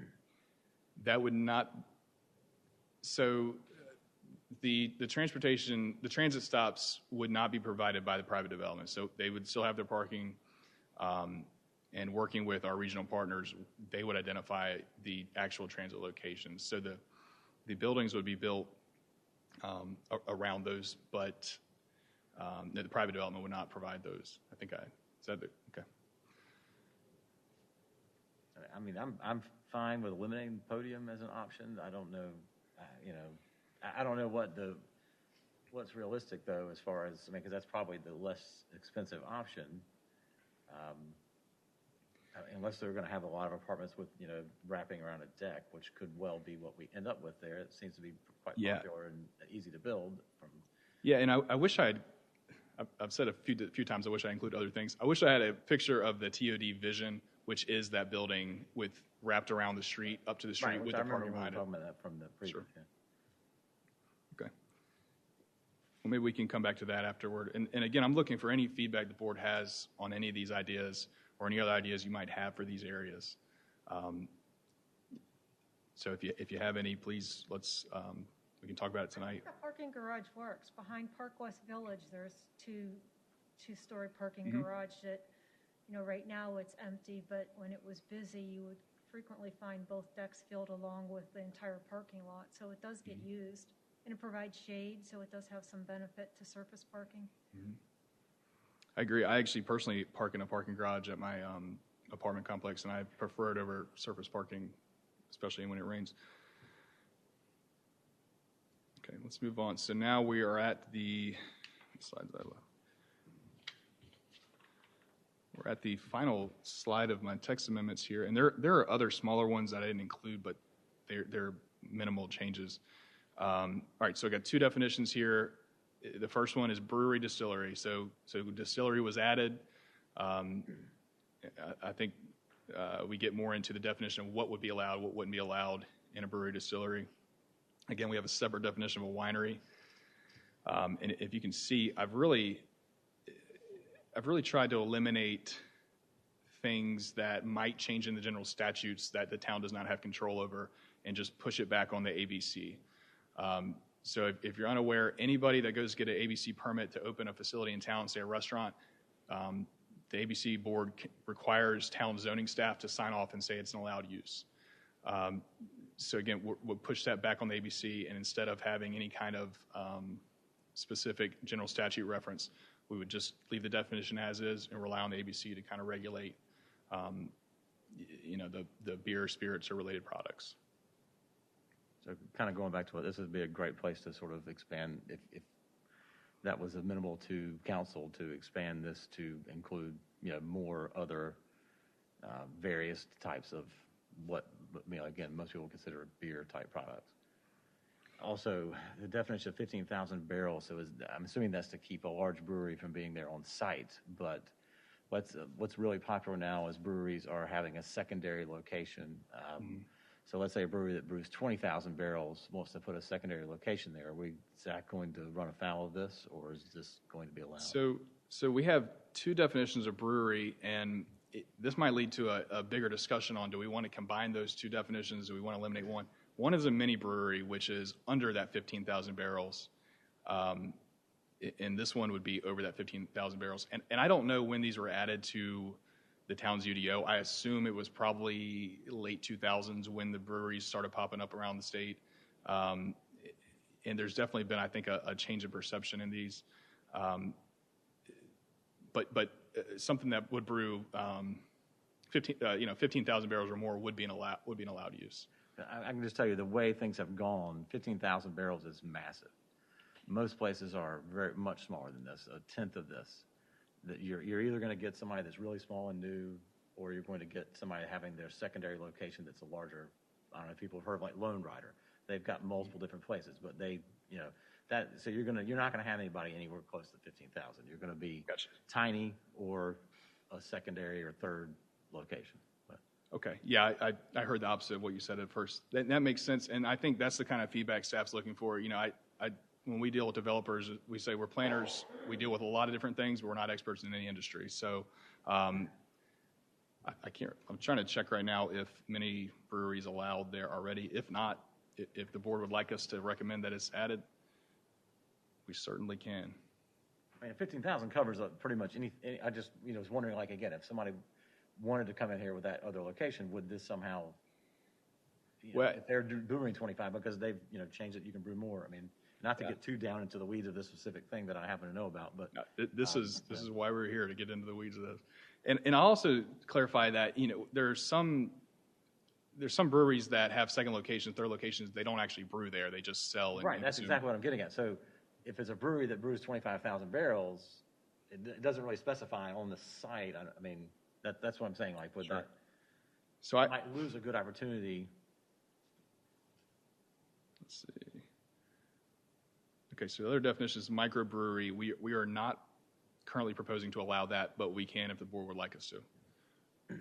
I mean, right now you're allowing something that, like I said, that's well more than a micro, at least by my reading of this, at 15,000 barrels. I mean, that's a pretty large, technically still a microbrewery, but not. I mean, that's a pretty decent sized production operation. I agree with that. We also Bond Brothers is like 5,000 barrels, so if anybody's familiar with them. We also have specialty eating or drinking establishment, which I think is what the if a brewery has a second location, that all they sell is that there. That is allowed in a BAC already, so that would be an allowed use. Okay. Again, we can propose to. Well, it sounds like the board would like us to propose microbrewery as well with this. I think that makes. I'm indifferent. It does seem to be a pretty popular thing now that does bring people into this exact kind of area. Is an amenity that people tend to like. I mean, it would. So if we could switch gears, what about winery or micro winery? And I know I don't have the definitions of those available. I think that's fine. Maybe. I think the average person would consider a lot of those as sort of the same thing, even though the ABC board doesn't. I mean, I know there's this Chatham Hill. I'm not super familiar with wine, but Chatham Hill Winery. It used to be kind of out actually in Morrisville and Gateway Center, but they moved to 54. I'm not sure how much it's a pretty small operation, but they do have people there. Yeah, and I'm remembering why we didn't propose winery. It would allow clearly the growing of grapes and things like that. And I don't Well, think right, so that's the thing. I mean, but obviously they don't do that really. Well, actually, they are now a small amount, but in the past they just got in grapes from some other location and they made wine out of them. But And so a micro winery would not allow more than 25,000 gallons a year and would allow public tasting, retail sales of wines and related products. Is there a difference? I guess I'm looking for board feedback. Would you like to include a micro winery but not a winery? Would you like to include both or none? yeah, the micro wine, I mean, to me, seems to be more in keeping with what you're talking about and more realistic. I mean, that's the thing. You're not going to get something, you don't want to have something that large in there. So that's why you'd want to have something small. Yeah. I'm not sure of the grape quality that would come off McCrimmon Parkway either. So Yeah, I'm not sure anybody brews with grapes in this area. Okay. All right. Appreciate that feedback. The second definition on your screen is research laboratory. And this is one Planning Director Siegel and I have tweaked with over the last 3-4 weeks. Even earlier today, we were talking about tweaking. This currently allows for the marked out stuff at the bottom, which is just applied research or basic study. We've tried to fit other uses that are trying to move to the area, such as some kind of biotech, biomanufacturing into this definition. I think we might have squished too much into the definition now, so we're changing it to allow experimental study, biomedical engineering, manufacturing, testing, pharmaceutical research, technological testing. So I think we're tweaking with how we want to work this definition. Do we want to maybe put research laboratory more towards an office use or allow it as an accessory to an office use? So if we're driving by and we see a building, it would, the use inside might be a research laboratory, but it's not any different than any other building in Perimeter Park. We feel that's a little different than a biomedical engineering or biomanufacturing use, which is more of the light or medium manufacturing. And the reason this has come up was there's been a few, developments that don't necessarily fit in any of our uses, and town staff is getting calls almost daily about companies wanting to relocate from the Bay Area, California, from Boston, doing some kind of biomedical engineering, manufacturing, testing. So we're kind of looking, I guess, for feedback from the board on, whether it be, and this would be an allowed use in the industrial management, in the office institutional, and in the BAC. And the BAC is the real, not concern, but concern is the right word here, because that's what's being rezoned on McCrimmon. That's what's being opened up to new development. I guess in the specific feedback we'd look for is, do we want to squish all these definitions together? Does it matter if one building looks like an office and functions like an office? The next building might have some manufacturing, might have some delivery. Am I describing this correctly? What? And we've had a lot of discussion about research lab, life science uses, definitions, probably for about 6 months on and off, just because of the different inquiries that we're getting. I think we hear life science a lot, but what we're learning is that life science really means a lot of things. It could be office, it could be lab, it could be manufacturing, it could have a warehouse and distribution component. So I think, we did hear from town council some during the retreat when we were talking about McCrimmon that, opening up that area to a little bit more of these types of uses, and maybe allowing some of that light industrial might not be a bad thing. There's a huge demand that, might be a good area for that.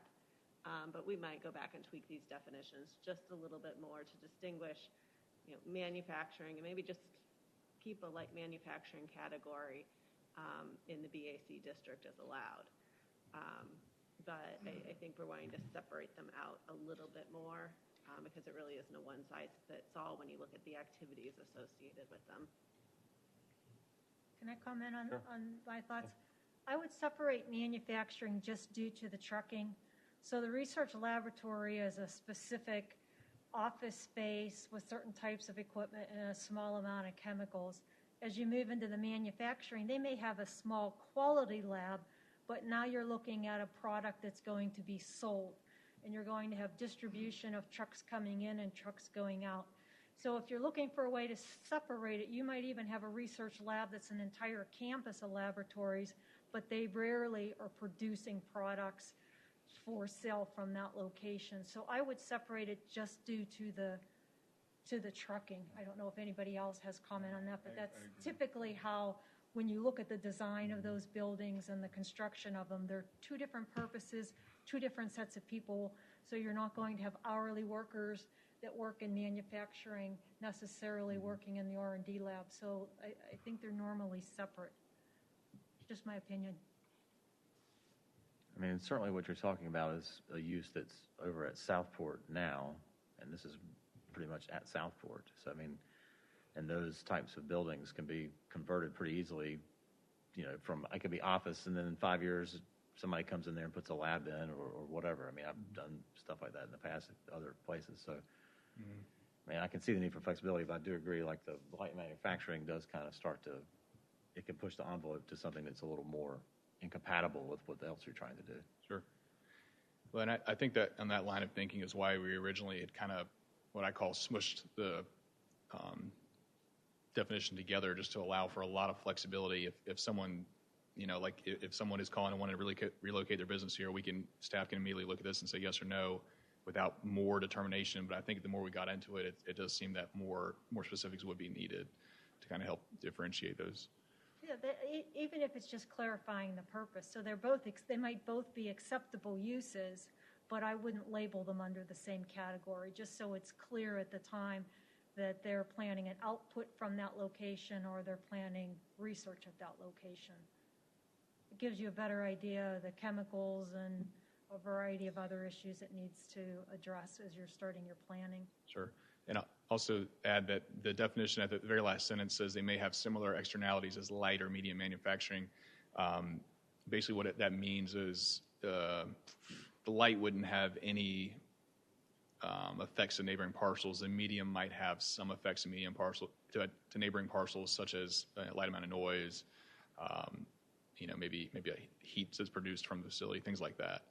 Heavy, there's another definition for heavy manufacturing that gets into the real louder noise, other things that are coming off the site. So I think this might even meet just the light manufacturing. Okay, we can.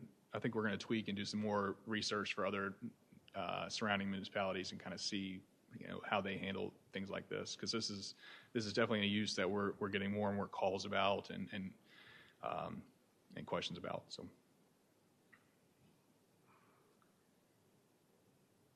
Yeah, I really appreciate it. Any other feedback on this one? Okay.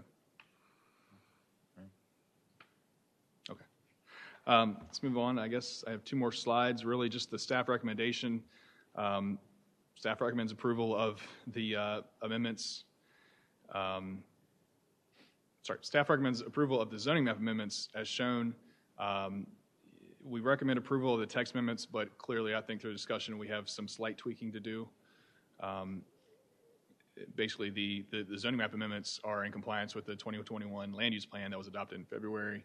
The zoning map amendments would also prevent development which may be incompatible with that land use plan.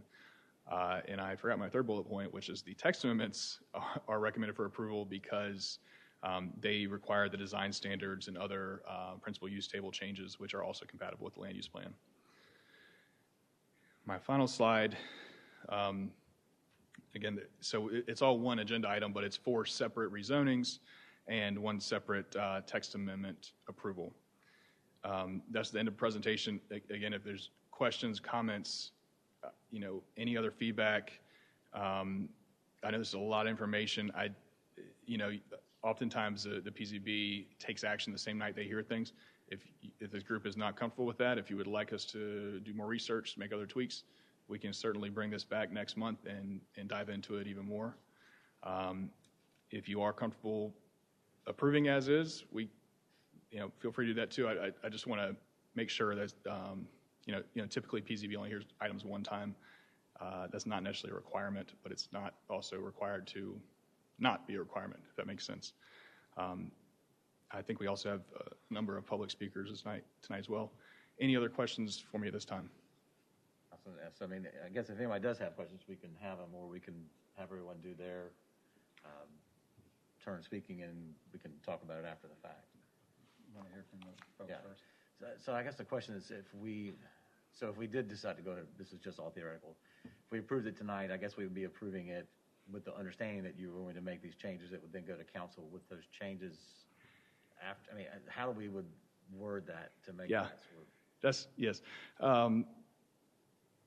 So generally, I guess as staff, we would want, precise direction. I think on this, we could accept some general direction, make some amendments, and take them to council if the board's comfortable. But I would, before you vote on that, I would want to go back through and cover each of those things So we again. would, I'm just trying to, or obviously if we kicked it back, then we would have a much more developed potential flushed out, especially on the tech side of things. And Yeah.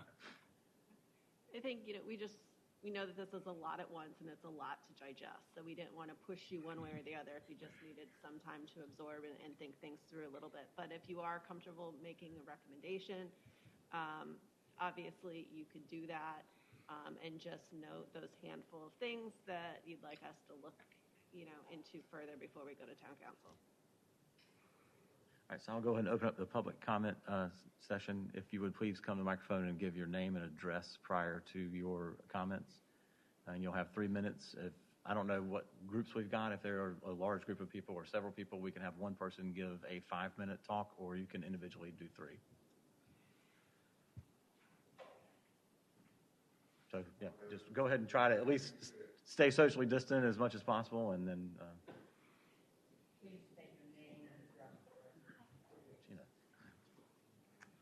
My name is Linda Lyons. I live on 1005 Church Street, and I have property along Church Street.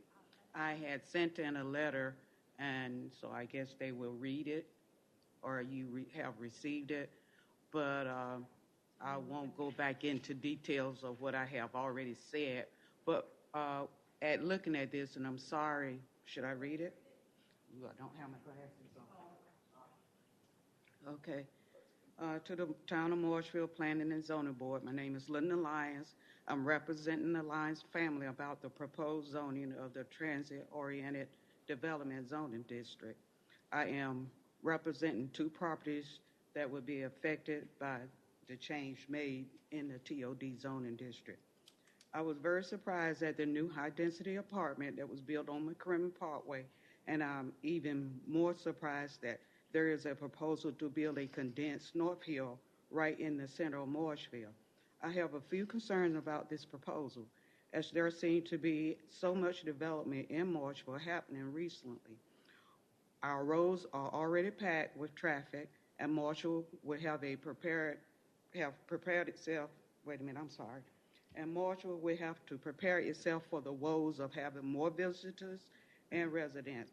Considering North Hills in Raleigh, North Carolina, it is already jam-packed with traffic, and I would hate to see this in Morrisville.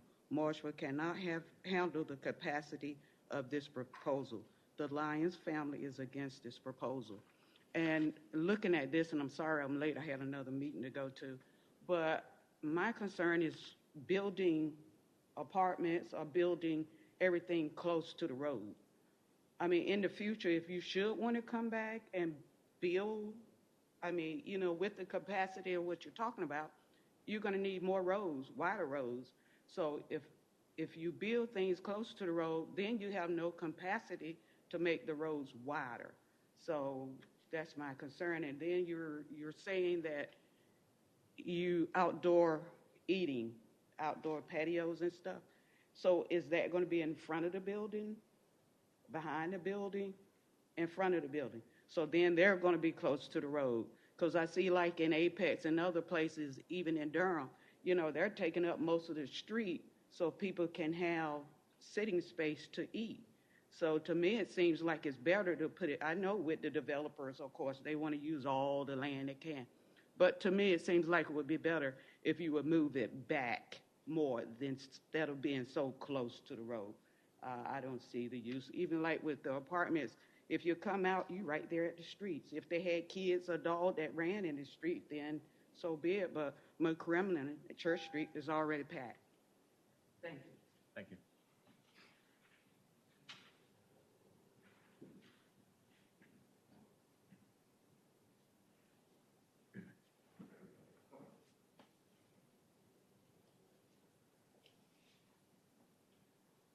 Brian Wilkerson, J.F. Wilkerson, 10710 Chapel Hill Road. I had a couple questions. I'm sure you guys are familiar with our property. We're beside the mulch yard, and we run to McCrimmon. McCrimmon cut the back corner of our property, so there's a little sliver across McCrimmon. I guess one question, how would this rezoning affect our current operation? Would it affect it at all? And two, if there were a transfer of ownership of the property, would that have to go through rezoning? Would that affect the current operation of our property? We own the strip beside, it's below your arrow. We actually own that strip and the strip adjacent to us behind Smokies there. And 54, and we actually own a strip across 54 right beside the railroad, a small strip. But 54 is going to widen pretty close to our front door. McCrimmon's kind of already cut the back of our lot. So one question we would have with this new zoning, would we have any capability of expanding our usable area in our lot because we're getting cut off? And we've not heard anything from DOT. So I think the flyover, they're taking all of the mulch, triangle mulch, but we've not heard anything. So, and we've got a cell tower there. They may have had to adjust that. I don't know if you're familiar enough with the plan, but they may have adjusted that to get away from the cell tower. But we've not heard anything from that. So to a certain extent, those are the questions we would ask.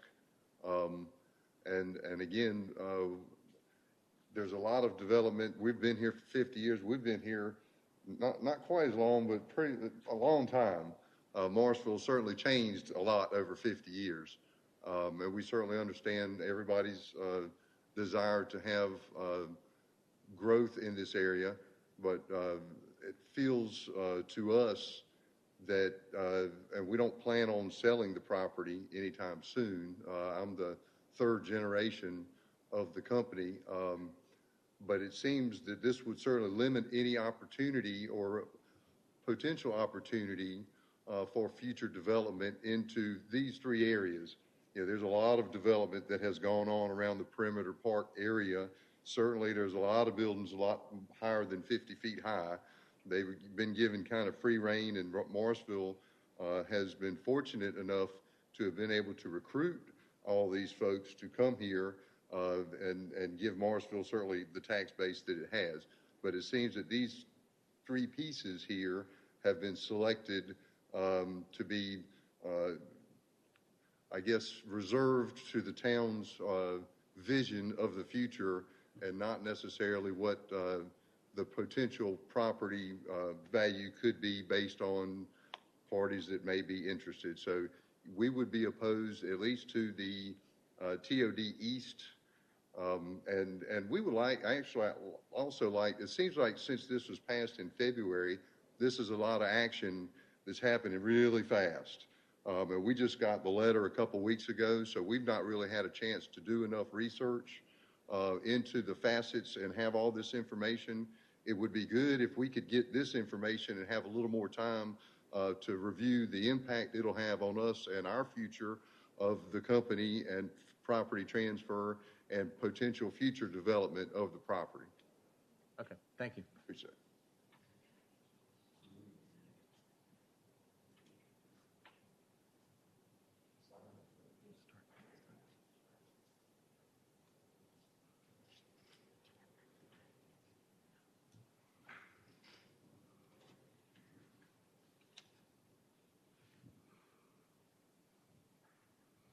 Chairman, do you have a list of those signed up to speak? I don't. We were keeping it back there because so many late people were coming in and. Okay. See what's up.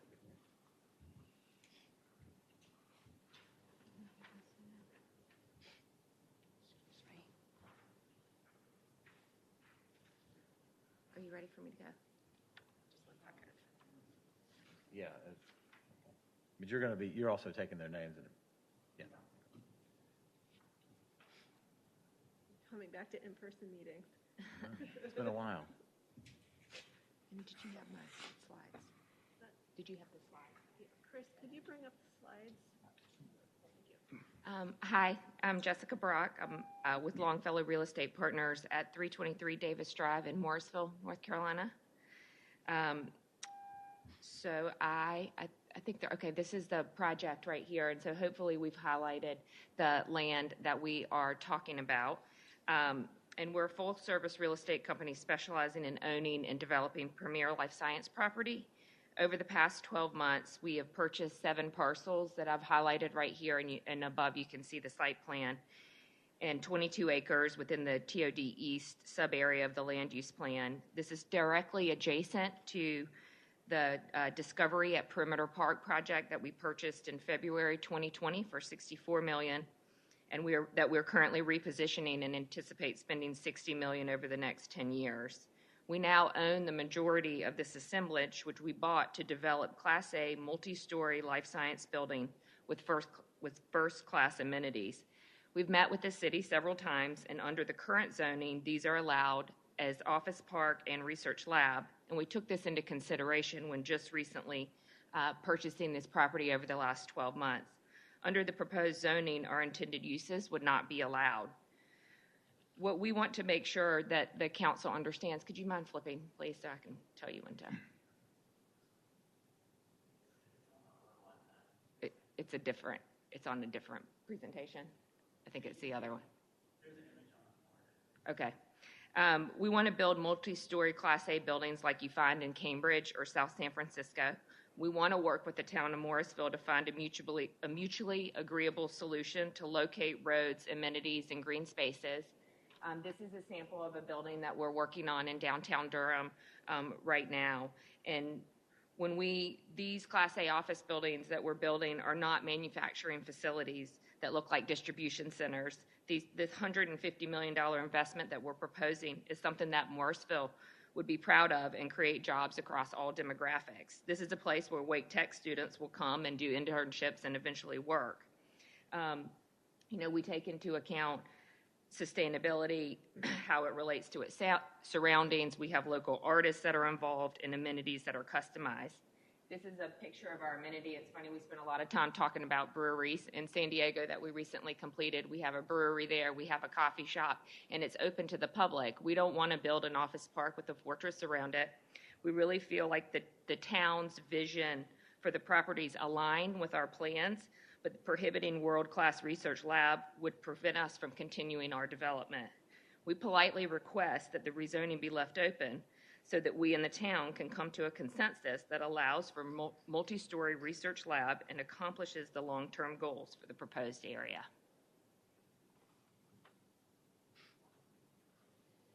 Any questions? So are you proposing to build buildings like the one in Durham? Yes, we are. We're proposing building multi-story Class A lab buildings. And I think we talked a little bit about it earlier, which is very different than a manufacturing facility that does, produces, big GMP space. These look like office buildings. Thank you.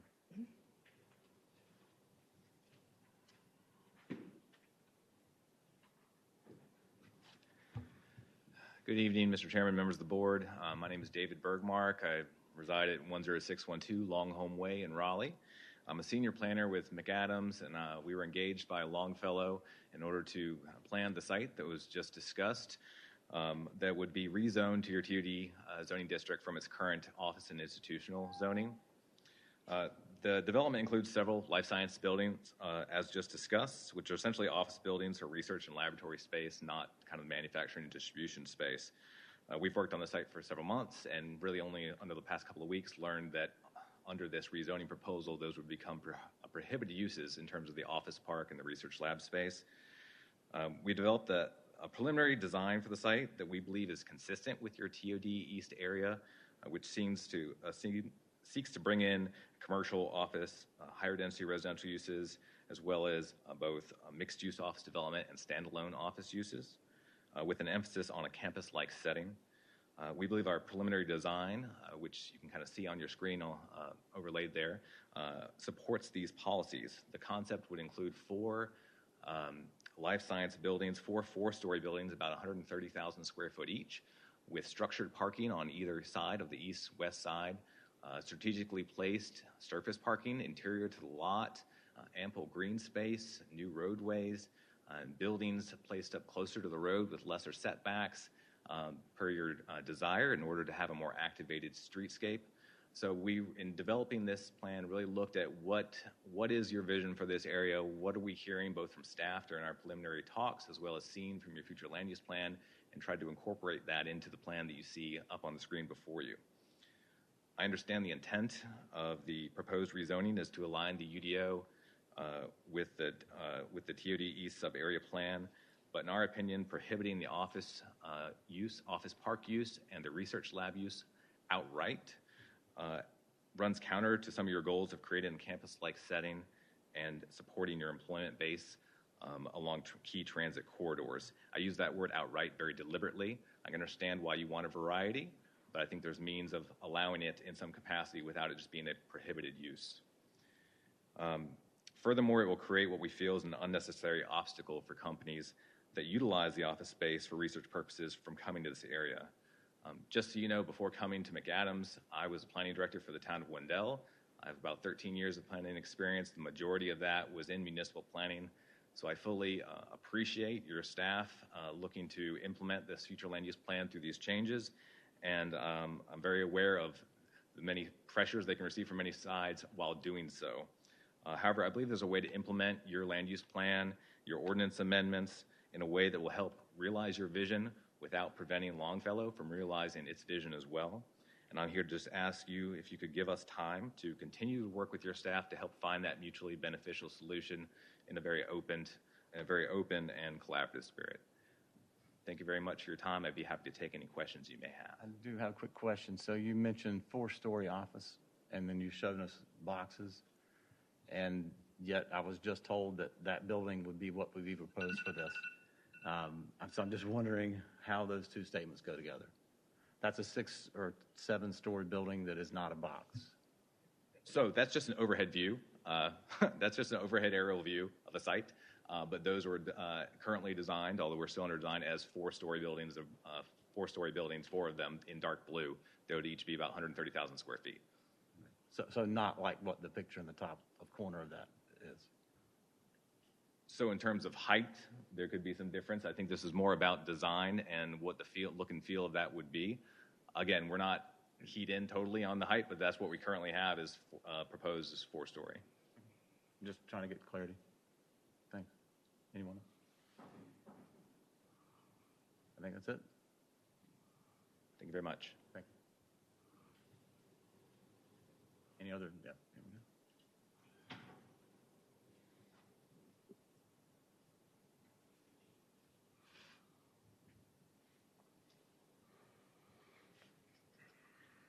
I am Peggy Medley. I live at 5711 McCrimmons Parkway, and I'm very interested in you all are going to change between Church Street and go over the railroad track and all. I would like to know the effect this land that when you're talking about McCrimmon Parkway and your plans for it, is this my property? I own up to Adams Product there. And I was told that I have a paved driveway that goes to McCrimmon in front of my house, and they want my driveway now to come out over the first house trailer. So it would go across my front yard, across what was my garden there. They're going to move telephone pole. It's time of year to plant a garden, and I don't know how much of my garden that they're going to take. And these things I would like to know.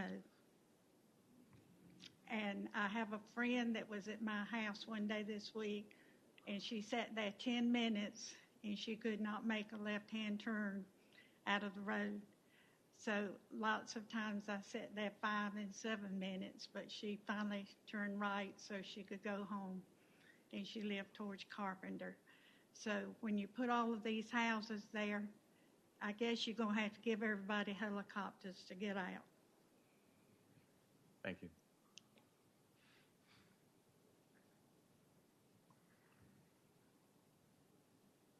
Any other speakers?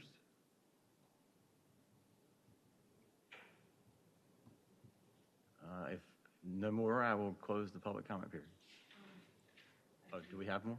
Oh, you want us? I'm sorry. Go ahead, Marty, and read the emails. Mr. Chairman, may I say something real quick? Sure. Just anybody that's listening that would like more information on any of these rezonings, you can contact me, Chris Lawson. You can go on town's website and find my phone number, or just see me later tonight.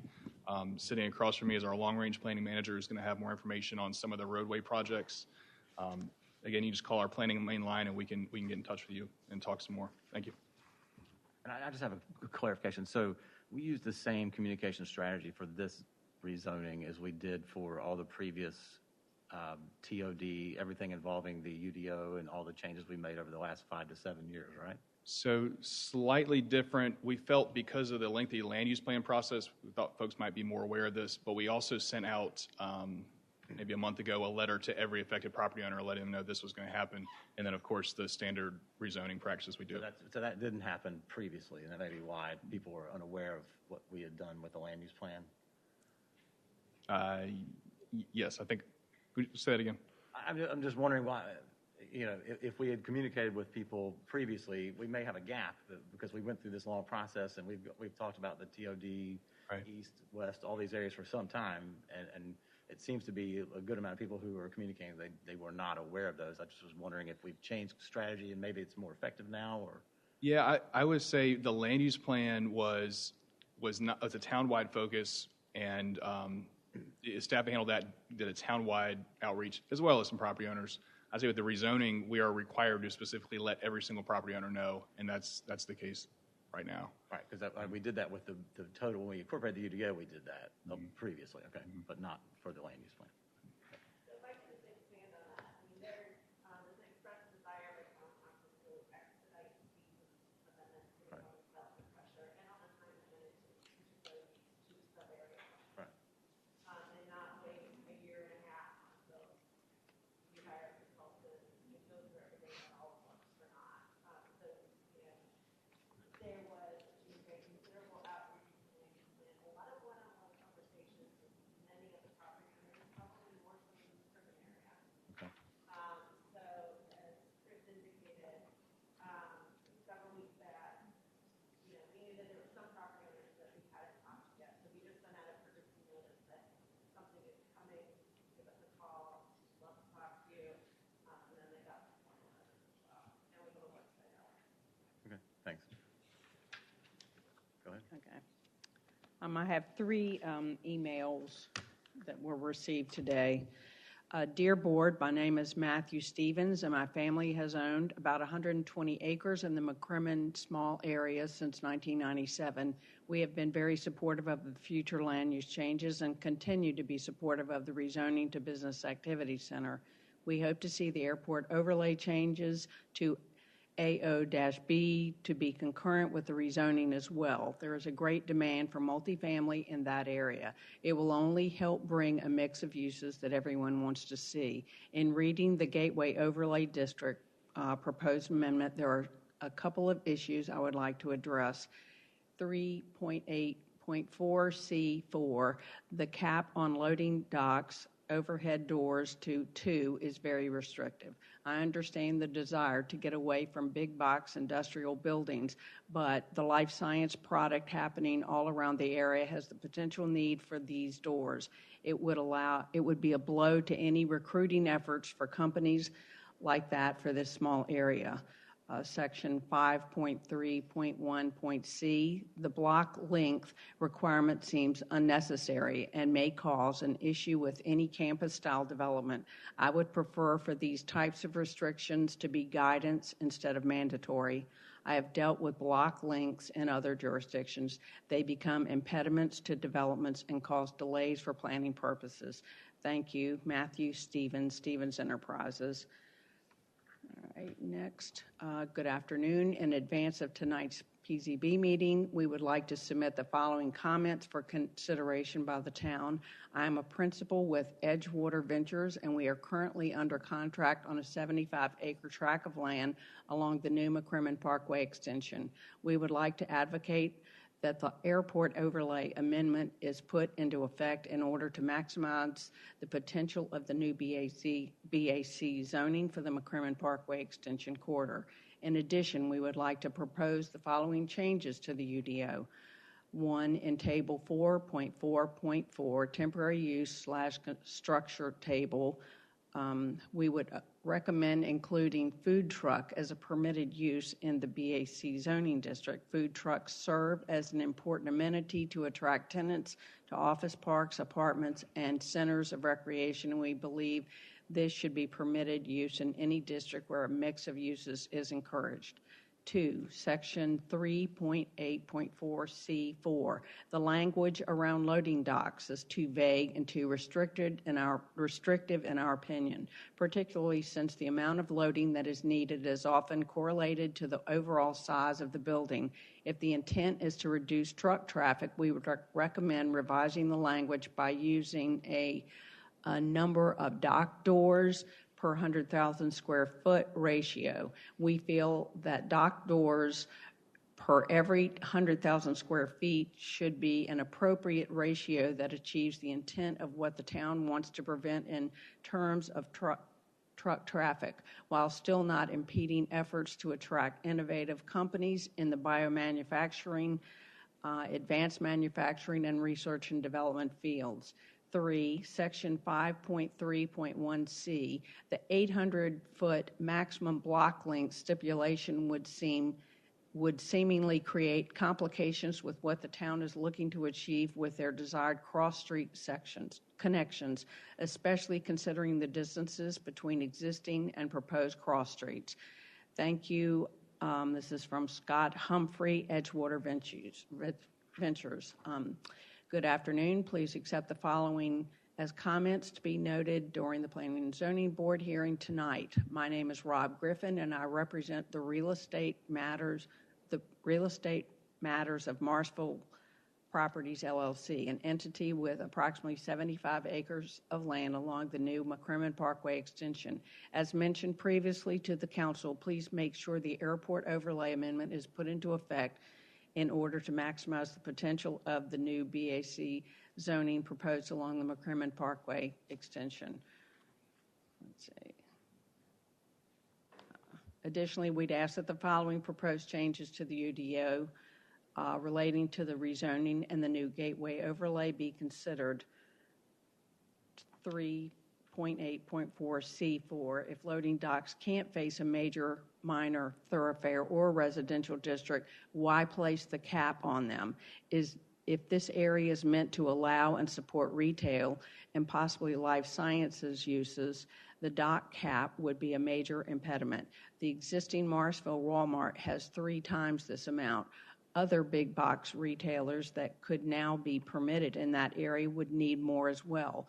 Please reconsider. Even rewording to 2 dock areas would be a meaningful change. 4.2.4C, the permitted use table. If opening the McCrimmon corridor up to multifamily is now the plan, why preclude congregate or continuing care communities? The proximity to I-40 and the airport makes it an ideal location for out-of-town children or caretakers to come visit elderly parents or grandparents. 5.3.1C, given the distances between existing and proposed cross streets along the new McCrimmon extension, please reconsider this and evaluate on a plan-by-plan basis. The topography and the town's desired cross-street connections would make meeting 800 maximum block lengths challenging. This is from Rob Griffin with Triangle Properties. Thank you. So I guess do we have any other questions? Anyone?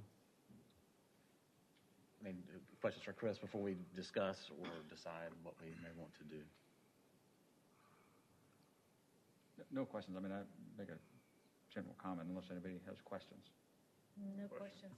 So, I echo this, just want to echo the concern that I had when we looked at this originally is that, I totally get the pressure to develop, and the majority of these rezoning changes seems to be or will allow for the focus of having more residential in medium and high density. And my concern with that, just in general, is that the services that we need to support folks coming in, we don't really have a plan for that. I haven't seen that. So, specifically when it comes to schools, if overcapacity now, child one, we don't have an answer for. And I think when we look at this in total, we're planning for a transit system that's not there yet, right? So it's 10 years out. We should have the same rigor in planning when we think about schools, roads, other needs around that. And so that's, I have just wanted to raise that concern in general. The school thing, I mean, the planning, there is a plan. I mean, for the transit. I mean, whether it eventually happens or not, or falls apart like all the other ones, but it seems to have a little more traction. So, I mean, the point is to try to have something that works around there. I mean, Wake County schools, they're the one that control where the schools get built. We can't make them build schools. I mean, Cary even tried, and they got struck down by the General Assembly. Same thing with roads. We have a very limited capacity with roads. I mean, we've also tried not building roads in the past, and that got us to where we are now because Cary kept allowing houses to be built. We kept having office parks here that were just office parks that people came to. So I think part of what we're trying to do here is to break away from that mold. I think we are trying to plan ahead of time. And yes, Wake County does need to step up with more schools. And I think staff and council have been more than willing to work with them in the past.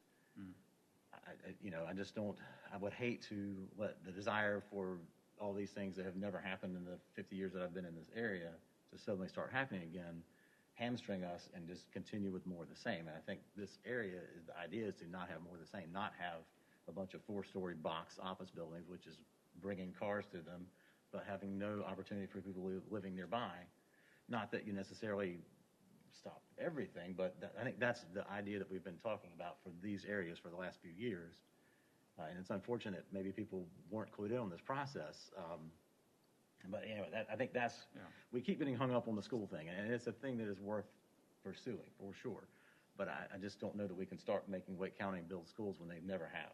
No, I recognize the reality of where we are. I think it's just important to note that when we make these decisions, we're putting ourselves in a deeper hole. So it's just with eyes open going into this problem and digging the shovel. So, we're in that place.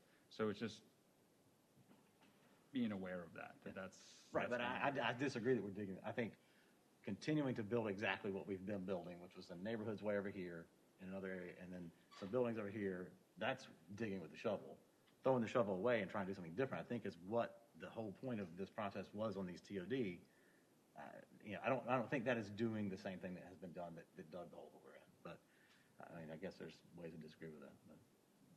But we definitely need more input. So yeah, one of the things that, to speak to what your concern is about residential, I think the land use plan, the planners have done a good job talking about we want mixed use, right? So we have ground floor is going to have retail, commercial, and then residential is upper floor. So it's not just going to be residential based off the land use plan. And I think that the staff is probably under a tremendous amount of pressure because there are a lot of people that we've heard, as we've witnessed tonight, that are concerned about, what this rezoning is going to do for them.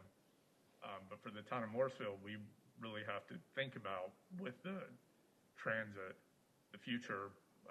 We've got Apple coming to our next door, imminently. So I think that, this is something that not everyone's going to be happy, but we do have to think about the future of Morrisville, and this is something that we talked about for, it's been part of the land use plan for years now. So.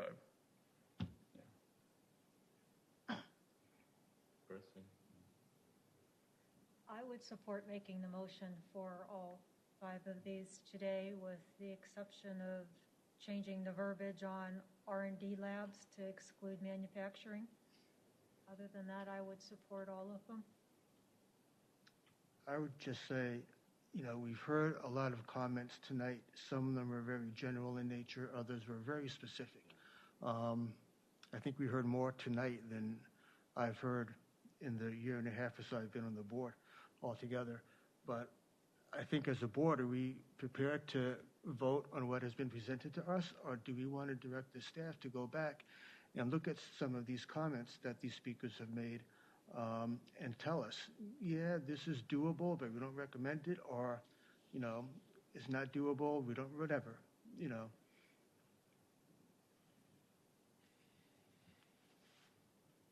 So are you talking about punting on all five? I don't know if we need to punt on all of them, but, maybe we do. I'm not sure how much of this we really, I don't know, is it a sort of all or nothing thing? That we really should do here anyway, or? No, they're all separate motions. Well, there are separate motions, but I still think a lot of the debate really goes to all of them. They're not, in my opinion, drastically different. I think they all kind of go hand in hand. I don't know what your thought is, Planning Director. We brought them as a package because there's so much interrelationship between all of them. When you're talking about the TOD, when you're talking about McCrimmon, amending the airport overlay goes hand in hand with the land uses plan, in both of those areas. You need to know what the text amendments are to know, what you're approving. So, obviously we brought them forward to you as a package for a reason. If you have specific questions about our thoughts on, some of the different things that you heard, I think, we're happy to respond to some of those now. I think Chris mentioned during his presentation, we're flexible on, striking out some of the loading space stuff. If that's something that you're interested, the screening requirements, I think we feel are probably more important than limiting the number of bays. And, there other specific comments, but it's up to you. Like you said, this was a lot in one evening, so if you need more time, take it. If you're comfortable making a motion, we will move ahead and go to the town council. I know I had sort of thought the same thing about the loading docks, even when we were presenting it. It does seem overly restrictive, and it feels like you could design a change around that. I think that would be a little more like either per square foot or something of that nature. I don't know. It is a lot to take in. So, does anyone else have any strong feelings one way or the other?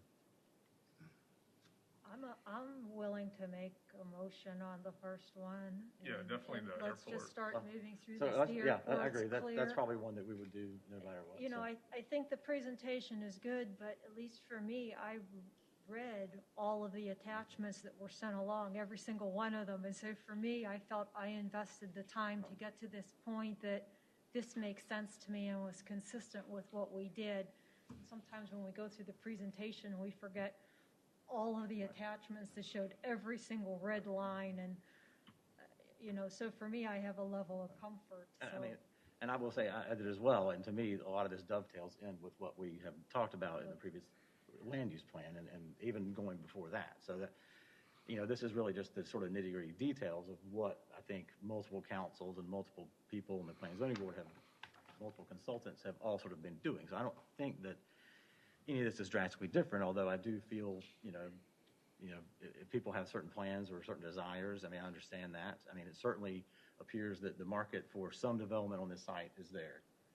So it's not like we're having a choice of development or not development here. It's what type of quality development do we have? What type of planning do we have for the future of people, not just thinking about next year, but thinking about 10 years, 20 years, when it should be a shame to have a poor development right around a train station and bus rapid transit. So yeah, I agree. I think we can go with some of these. Do the airport? Obviously, this is the easy pickings, the first one here. All right, let's do the airport. Okay. I find the proposed zoning map amendment to be consistent with the town of Morrisville's comprehensive plan, and I hereby make a motion to recommend approval of ordinance 2021-189-OA, approving a zoning map amendment to the boundaries of the airport overlay zoning district, AMEND-21-0002, and forward to the following advisory statement to the town council. The proposed zoning map amendment is reasonable, consistent with the comprehensive plan, and is in the public interest because A, The newly adopted 2021 future land use plan delineates new boundaries for the airport overlay A and B, and the proposed zoning map amendment is consistent with the plan. B, the zoning map amendment addresses the land use plan's goals of housing diversity, economic development, financially responsible development, and strong community image. Do I have a second? Second. Seconded by Josh. All in favor? Aye. Aye. All opposed? Okay. Some opposed. Would you like me to do the second one? If you are, sure. Okay. I find the proposed zoning map amendment to be consistent with the town of Morrisville's comprehensive plan, and I hereby make a motion to recommend approval of ordinance 2021-189-OB, approving a zoning map amendment to rezone various parcels located along McCrimmon Parkway and Airport Boulevard from the industrial management IM zoning district to the business activity center BAC zoning district AMEND-21-003, and forward to the following advisory statement to the town council. The proposed zoning map amendment is reasonable, consistent with the comprehensive plan, and is in the public interest because A, the newly adopted 2021 future land use plan designates the McCrimmon Parkway Extension Corridor as the business activity center land use, and the proposed zoning map amendment is consistent with the plan. B, the zoning map amendment addresses the land use plan's goal of housing diversity, economic development, financially responsible development, and strong community image. Do I have a second for this one? Second. All right, seconded by Ken. Do we have any discussion? This is a little less, I think, cut and dry. Any discussion on this motion?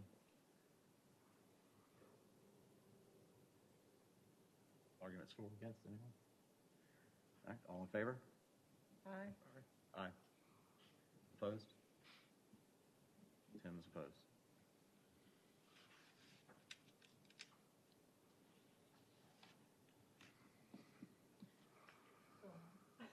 Anyone like to make a motion on this one?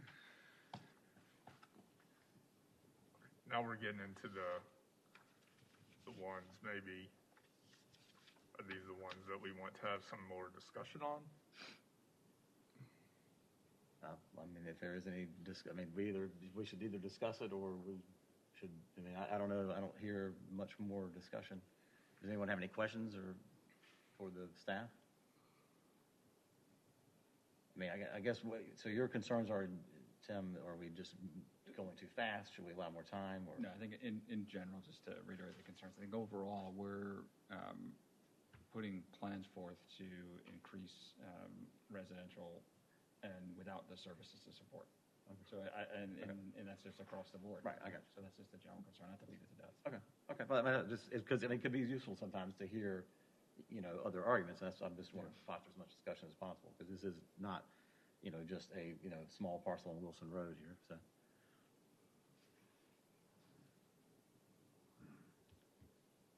you want me to make the motion? I mean, if you would like to, anyone who would like to make a motion as well. Go for it, Chris. Want me to do it? Go for it. Okay.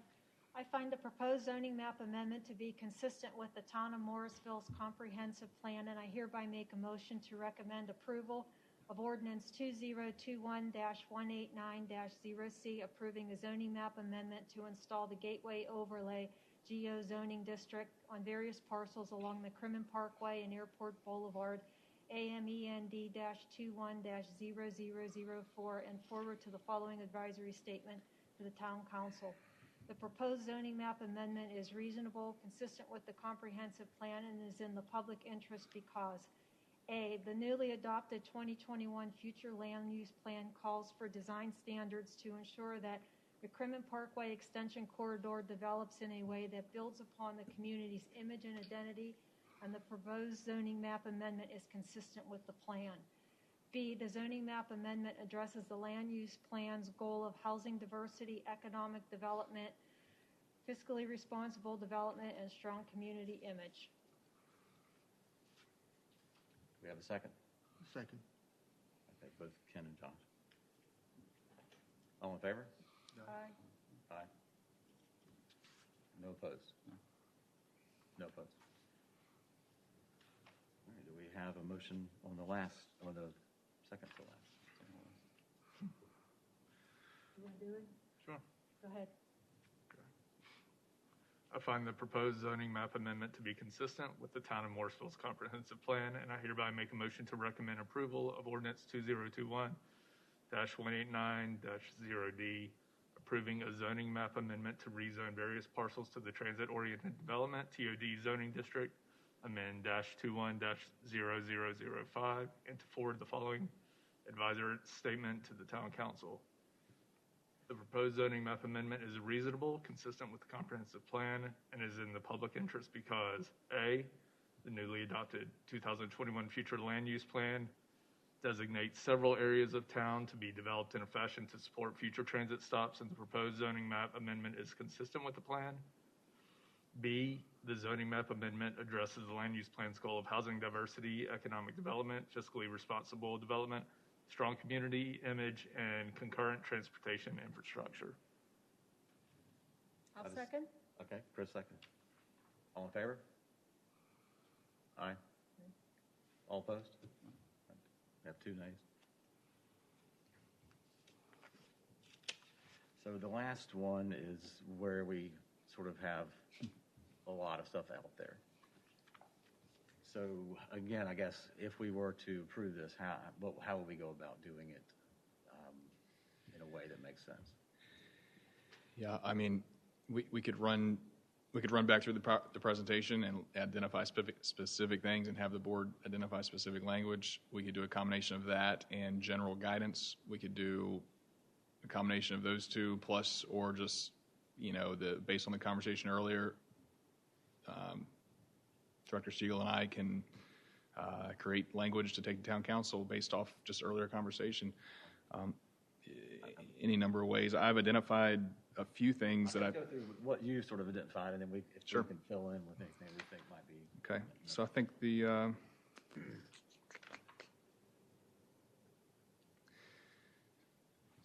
let's start with the loading docks. There was a lot of public comment about loading docks. We are proposing currently a cap on, what does it say? I think it's 2 loading dock areas per building.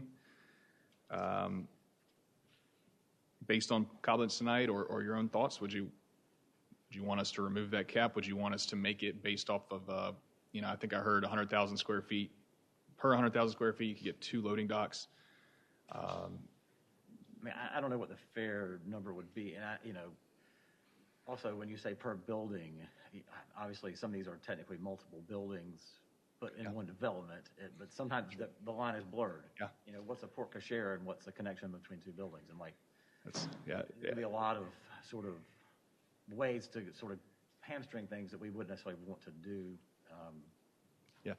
I would say based off a phone call I've had with someone who's interested in building this area, he kept referring back to, buildings he owned being 2 loading dock areas or doors per 100,000 square feet. And I think what that would do is not create an artificially town-mandated cap. It would allow for some flexibility, and it really adjusts based on the scale of the building.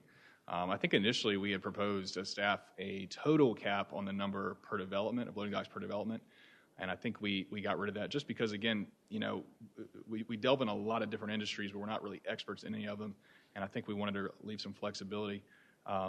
My personal feelings at this point would be, or my professional feelings, I guess, would be the somewhere based off the square footage of the building, allowing a certain number of docks. Because I could see the benefit to even, especially if you had a mixed-use residential or whatever, you wouldn't want to have, if you need a loading zone for people moving in, whatever, even spreading those out could be beneficial because you don't want to have like this big loading dock, but if you had a couple smaller, it might actually be a better sort of overall situation. That's kind of what was in my head at the time. So sure.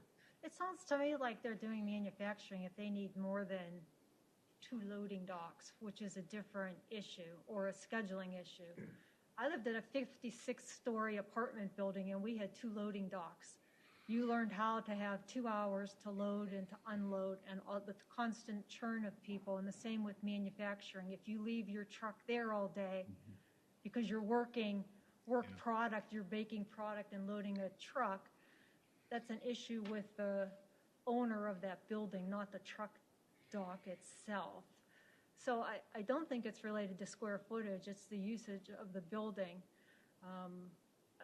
I agree with you, you don't want to see a whole wall of truck docks, maybe having extra space, but I can't imagine why you would need more than 2 docks on a building, unless there was a waiver of some specific need. Anyone else? You know, I see U-Haul trucks come to my building and they leave them there for 2 days because it takes people 2 days. I would go down and say, you have an hour, go hire some people. So it's how you're utilizing the doors. I think you make some good points, and I think as staff we were pretty narrowly focused on larger and manufacturing type buildings. But I think you got a good point about there's other kinds of uses that are required to have loading spaces there. I do kind of like having it to the size of the building. I mean, in some way. I don't what the amount is. I don't know. I mean, I just feel like I said, spreading them out or something. But. Is there no statutory language addressing this? You know, you have X number of square footage, X number of tenants, whatever. That's what you need this many docks, or is it a guideline in building codes or something of that nature? No statutory language I'm aware of. As far as building code guidance, I didn't look into necessarily. I haven't done the research probably to answer that question accurately. I think just to back up is why this became an issue. Just we've heard concern about the trucks, the industrial trucks coming in and off of the interstate onto the roads, local roads, and wanted to find a way to kind of mitigate that, to not allow and really not allow the major warehousing and shipping and things like that. A lot of that's going to be eliminated with the zonings if the zonings get approved. A lot of those uses, but we are still really tweaking with, and keeps coming back to the biomanufacturing, the pharmaceutical development, things like that do have some truck traffic, but not the same way like an Amazon warehouse would have or something like that. Why don't you just, really doesn't have anything to do with the square foot. It has to do with inputs and outputs. So if you're making something small and you're making a lot of it, it might be a truck a week that you're using, but if you're making something larger or you have medical devices, it has nothing to do with the square foot. It has to do with what you're producing, and that would be just as relevant. Otherwise, I would say 2 doors, and then you ask for some variance if you're making a product, because that's going to impact traffic. But I know even the Target store doesn't have that many doors. Those trucks get in, they're unloaded in 20 minutes. Sure. Yeah, and I hate to bump the number up. It just seems for no reason to bump the number up. Okay. Do you feel that we need to keep a number in? I think you need to keep it low unless there's some reason, because it's indicating a high amount of production. Because you have a forklift, you drive it off and on. I mean, 2 doors should be enough. I would question what they're producing that they would need more than 2 doors. You're not light manufacturing. Right, so what about in the situation where you've got like this mixed use? You've got some retail in there. They have a need for a lot of smaller vehicles that are in and out, and then other uses might have something bigger. So I guess I'd just be. But none of them use a dock door, so I can tell you on Park West. They could. It would be better if they did sometimes. I mean, that's. That's different. I would support for retail a smaller truck, but if we're talking about industrial, that's different. So we seem to be mixing the two together. Because Park West they all come in, the tractor trailers park sideways behind the buildings and they unload. Well, unfortunately, parts of Park West that they don't. It's a terrible design where the restaurants are and they park in the middle of the parking lot. So that's what I'm trying to, hopefully, I think what we're trying to avoid here. But yeah. Just to be clear, we're not talking about loading spaces. There are required numbers of loading spaces for different types of uses in the UDO. We're talking about the actual loading docks. Right. Don't know if there's confusion on that. Yeah. Yeah, so almost every commercial site is going to have either a 12 by 35 or 12 by 75 loading space. In like she said, this is the dock itself for the bigger tractor trailer type trucks to back up to into the building. Don't know if that helps. I'm just thinking in the area must be similar facilities. I mean, what's the standard around that? I mean, is it just 2 and that's? That's a good question. You think about, some other ones right on 54 up towards Durham. There's a couple of labs up there. I don't know that they have more than two. Your typical single-story office or flex building like Southport, the back is all loading docks if you want it to be. So, it could be 20, in a 100,000 square foot building easily. But the front would be all storefront, and so you would never see that in the back. But we're trying to get away from that, and so you're going to have this clash of other uses here and potentially the parking deck in the back, which would eliminate that spot. So that's why the need to potentially limit them. They'll leave trucks back there no matter how many doors. If you put 6 doors, there'll be 6 trucks back there all day long, and then the next development will want 7 doors and 8 doors. So There's no wall in the back. You'll be fine. it'll look like a UPS parking lot. So, that would, I would say stick with the 2 unless there's some flexibility that if there's a reason that they're putting something in that requires more doors, there's no reason to just assume you need more doors. What are your thoughts? I agree.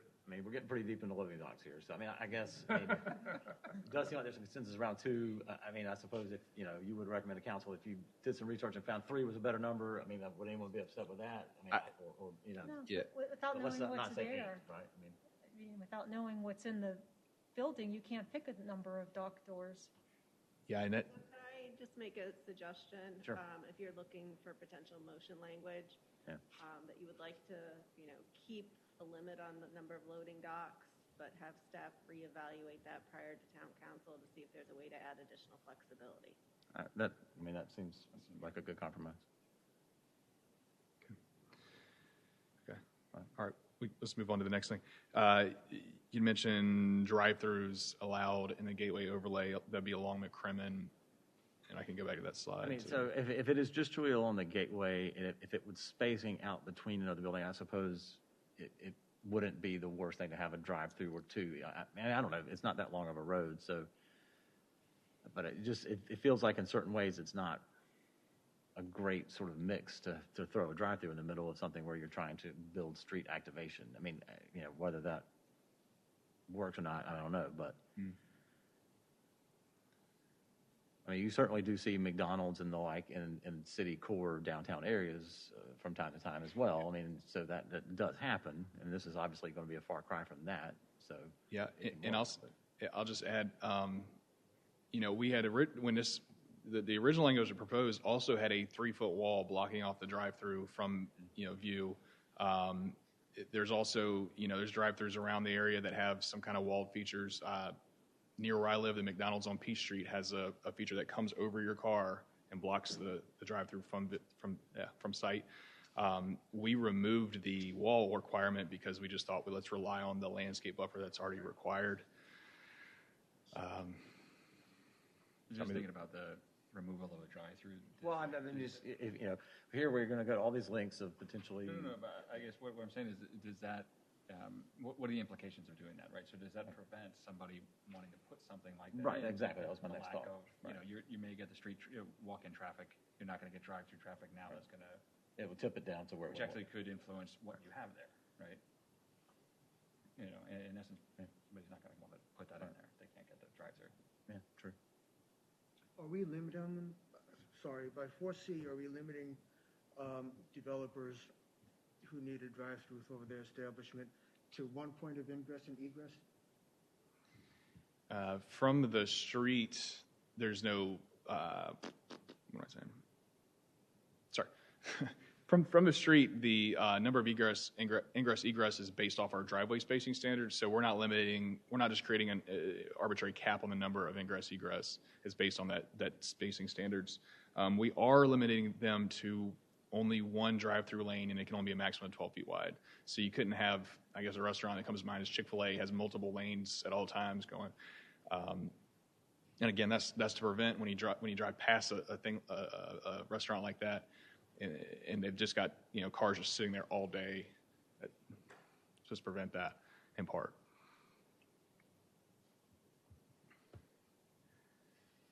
All right. So yeah, does anyone else feel strongly? I think we can leave it in there. Okay, as is? Yeah. Okay, let's move on.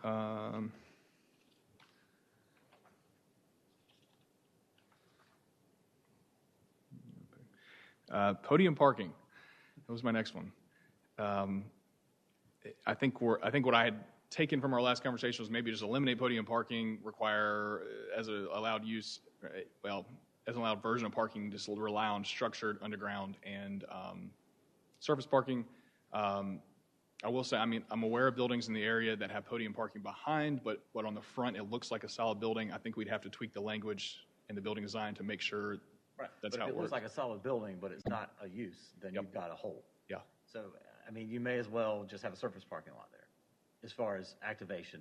I mean, people won't walk past one block that's dead, but they'll walk from one end of Crabtree Mall to the other, even though that's 5 times as long. I mean, so yes, that's my only concern with podium parking is, and I don't know if you've had any response from builders. I mean, it's probably the cheapest way to have a sort of semi-structural parking, and maximize, because you can obviously put a building on top of your parking lot. So I wouldn't necessarily, want to dump everything, but on the other hand, it's not an active use. The way we've written it now, it wouldn't be required for the building to be the front of the building be an active use. But Brad West, former planner here, his building, he lives in downtown Raleigh. If you walk past the front of it, it looks like any other downtown building, but behind it's just there's a few retail spaces, and he pulls through and actually parks behind the building under the building. And I live next to him. Retail in the front. Yeah. There's like a record shop and a restaurant. Right. Mm-hmm. But he's got one garage door that's automatic when he pulls in. He goes through. Right. Yeah, and there's plenty of buildings like that. Yeah. So I guess from staff perspective, if we want to leave podium parking in, but we want to ensure that it's going to look like a storefront or something, we can tweak the language on the building design standard to make sure podium parking is not visible from the right of way to maintain that pedestrian activation. Anyone? No. That same thing. Sure. Okay.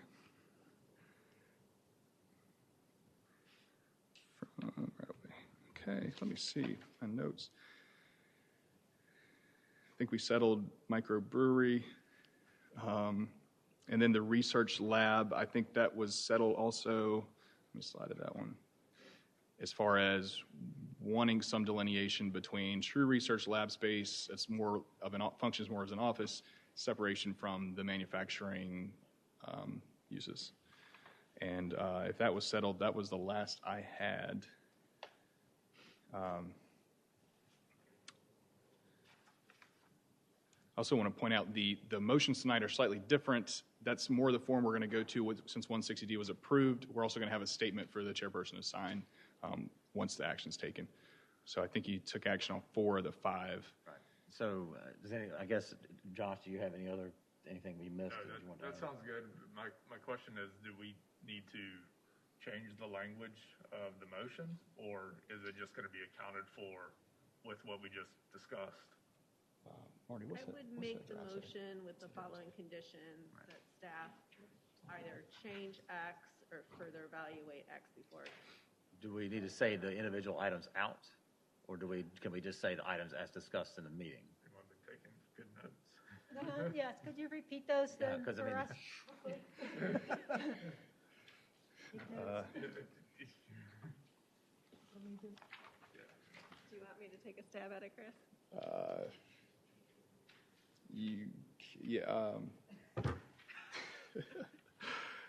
Sure.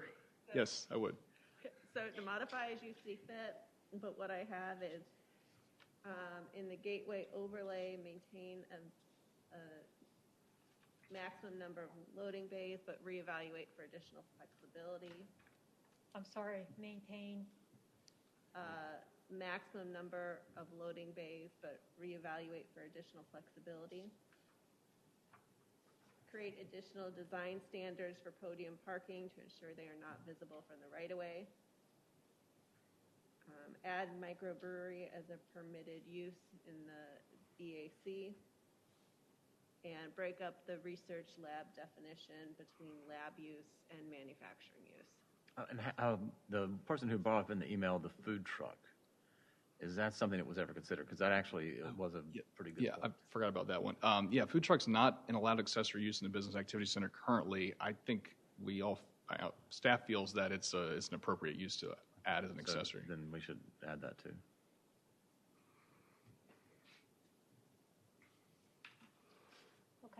I find the proposed zoning map amendment to be consistent with the town of Morrisville's comprehensive plan, and I hereby make a motion to recommend approval of ordinance 2021-189-0E, approving text amendments to the Unified Development Ordinance related to land use plan implementation of the McCrimmon Suburbia Plan and Transit-Oriented Development Zoning District UDO-AMEND-21-005, and to forward the following advisory statement to the Town Council. The proposed Unified Development Ordinance text amendment is reasonable, consistent with the comprehensive plan, and is in the public interest because A, the newly adopted 2021 future land use plan calls for design standards to ensure that transit-oriented development zoning district and the McCrimmon Parkway extension corridor develop in a way that builds upon the community's image and identity, and the proposed Unified Development Ordinance text amendment is consistent with the plan. B, the Unified Development Ordinance text amendment addresses the land use plan's goals of housing diversity, development, fiscally responsible development, strong community image, and concurrent transportation infrastructure. The following notes will be modified based on our meeting today. The gateway will maintain a maximum number of parking spaces at 2 and flexible as needed. Podium parking will not be visible from the frontage. Microbreweries will be modified, and research and manufacturing will be delineated. And food trucks. Good job. Pardon me? The food trucks as well. We just talked about adding food trucks to that list also. And food trucks. Do I have a second? Second. 10 seconds. All in favor? Aye. Aye. Aye. No opposed. Okay. Well, that was a lot. I think Kenneth did, yeah. Fun time. So, number 7, voting for the new chair, since Peter did not stay tonight. Thank you. So, due to the absence of the chairman, we now need to make a nomination to recommend to town council. So I have paper ballots for you. We can do it in person this time. Can I make a nomination to make sure we have people? Well, there are 4 choices.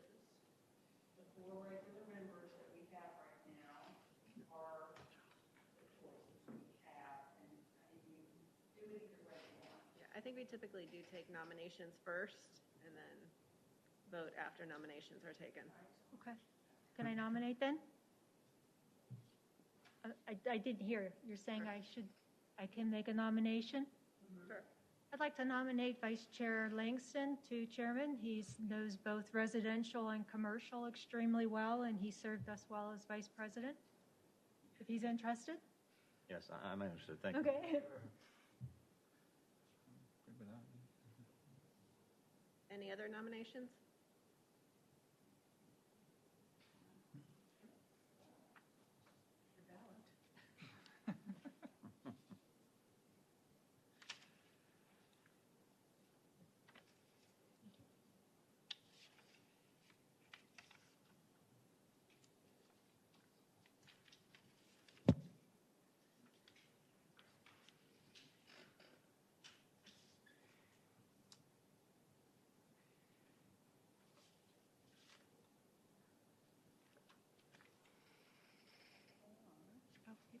You could do it. Ready? You could do it. Oh, okay.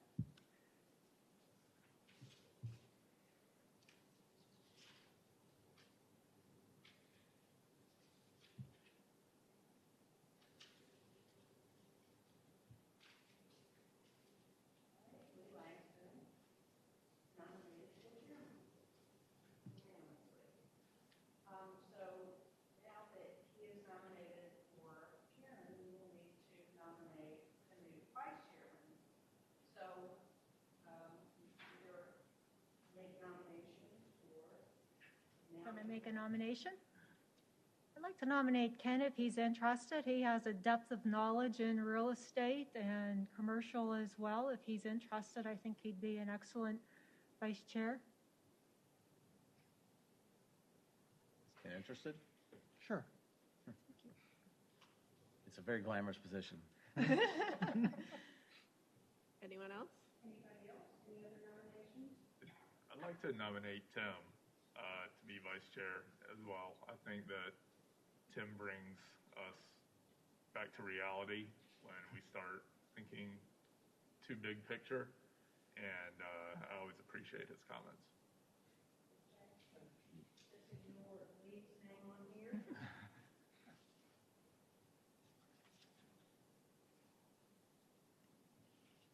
Thank you.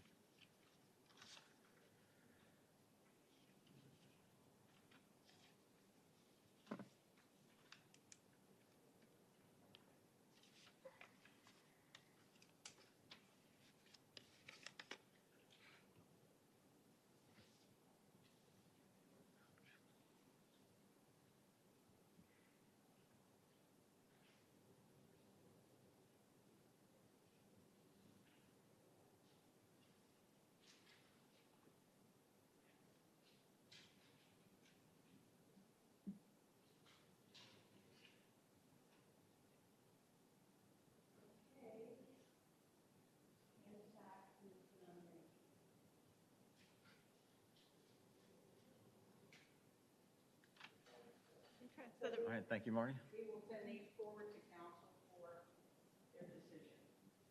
And now we have number 8, staff comments.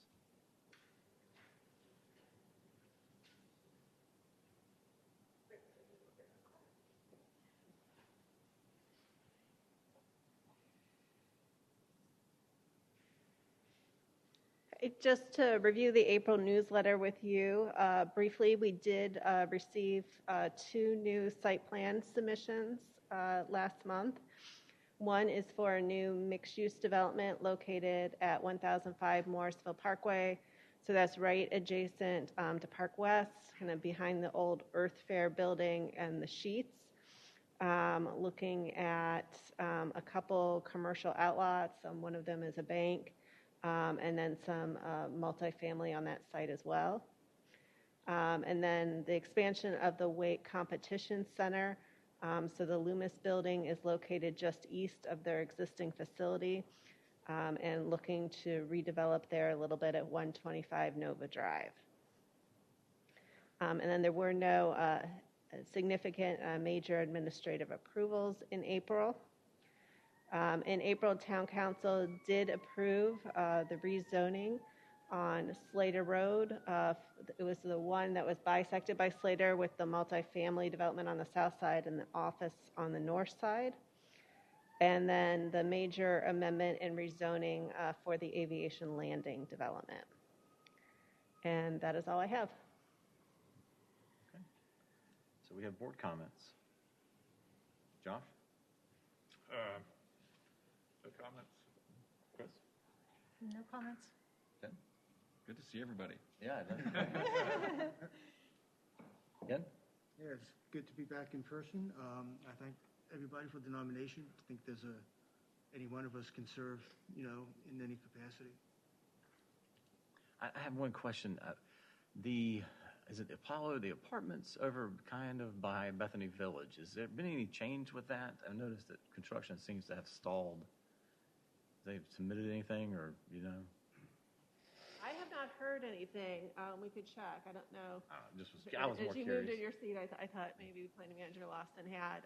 But yeah, they have site and construction plan approval. Obviously, they've done some clearing, but we could. Yeah, I mean, they've actually looks like they've got foundations and infrastructure in. I just didn't know if maybe it was on hold due to, pricing constraints are obviously an issue right now. So Not heard anything. thank you. And again, thanks for bearing with me with probably a somewhat less than stellar performance tonight, but I will try to get better and fill Peter's shoes. And it is good to see everyone. And it's a little bit weird to be back in the room here, but yeah.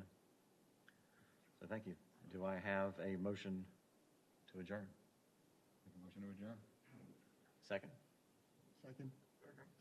Ken seconded and Tim made a motion. All in favor? Aye. Aye. Meeting's adjourned.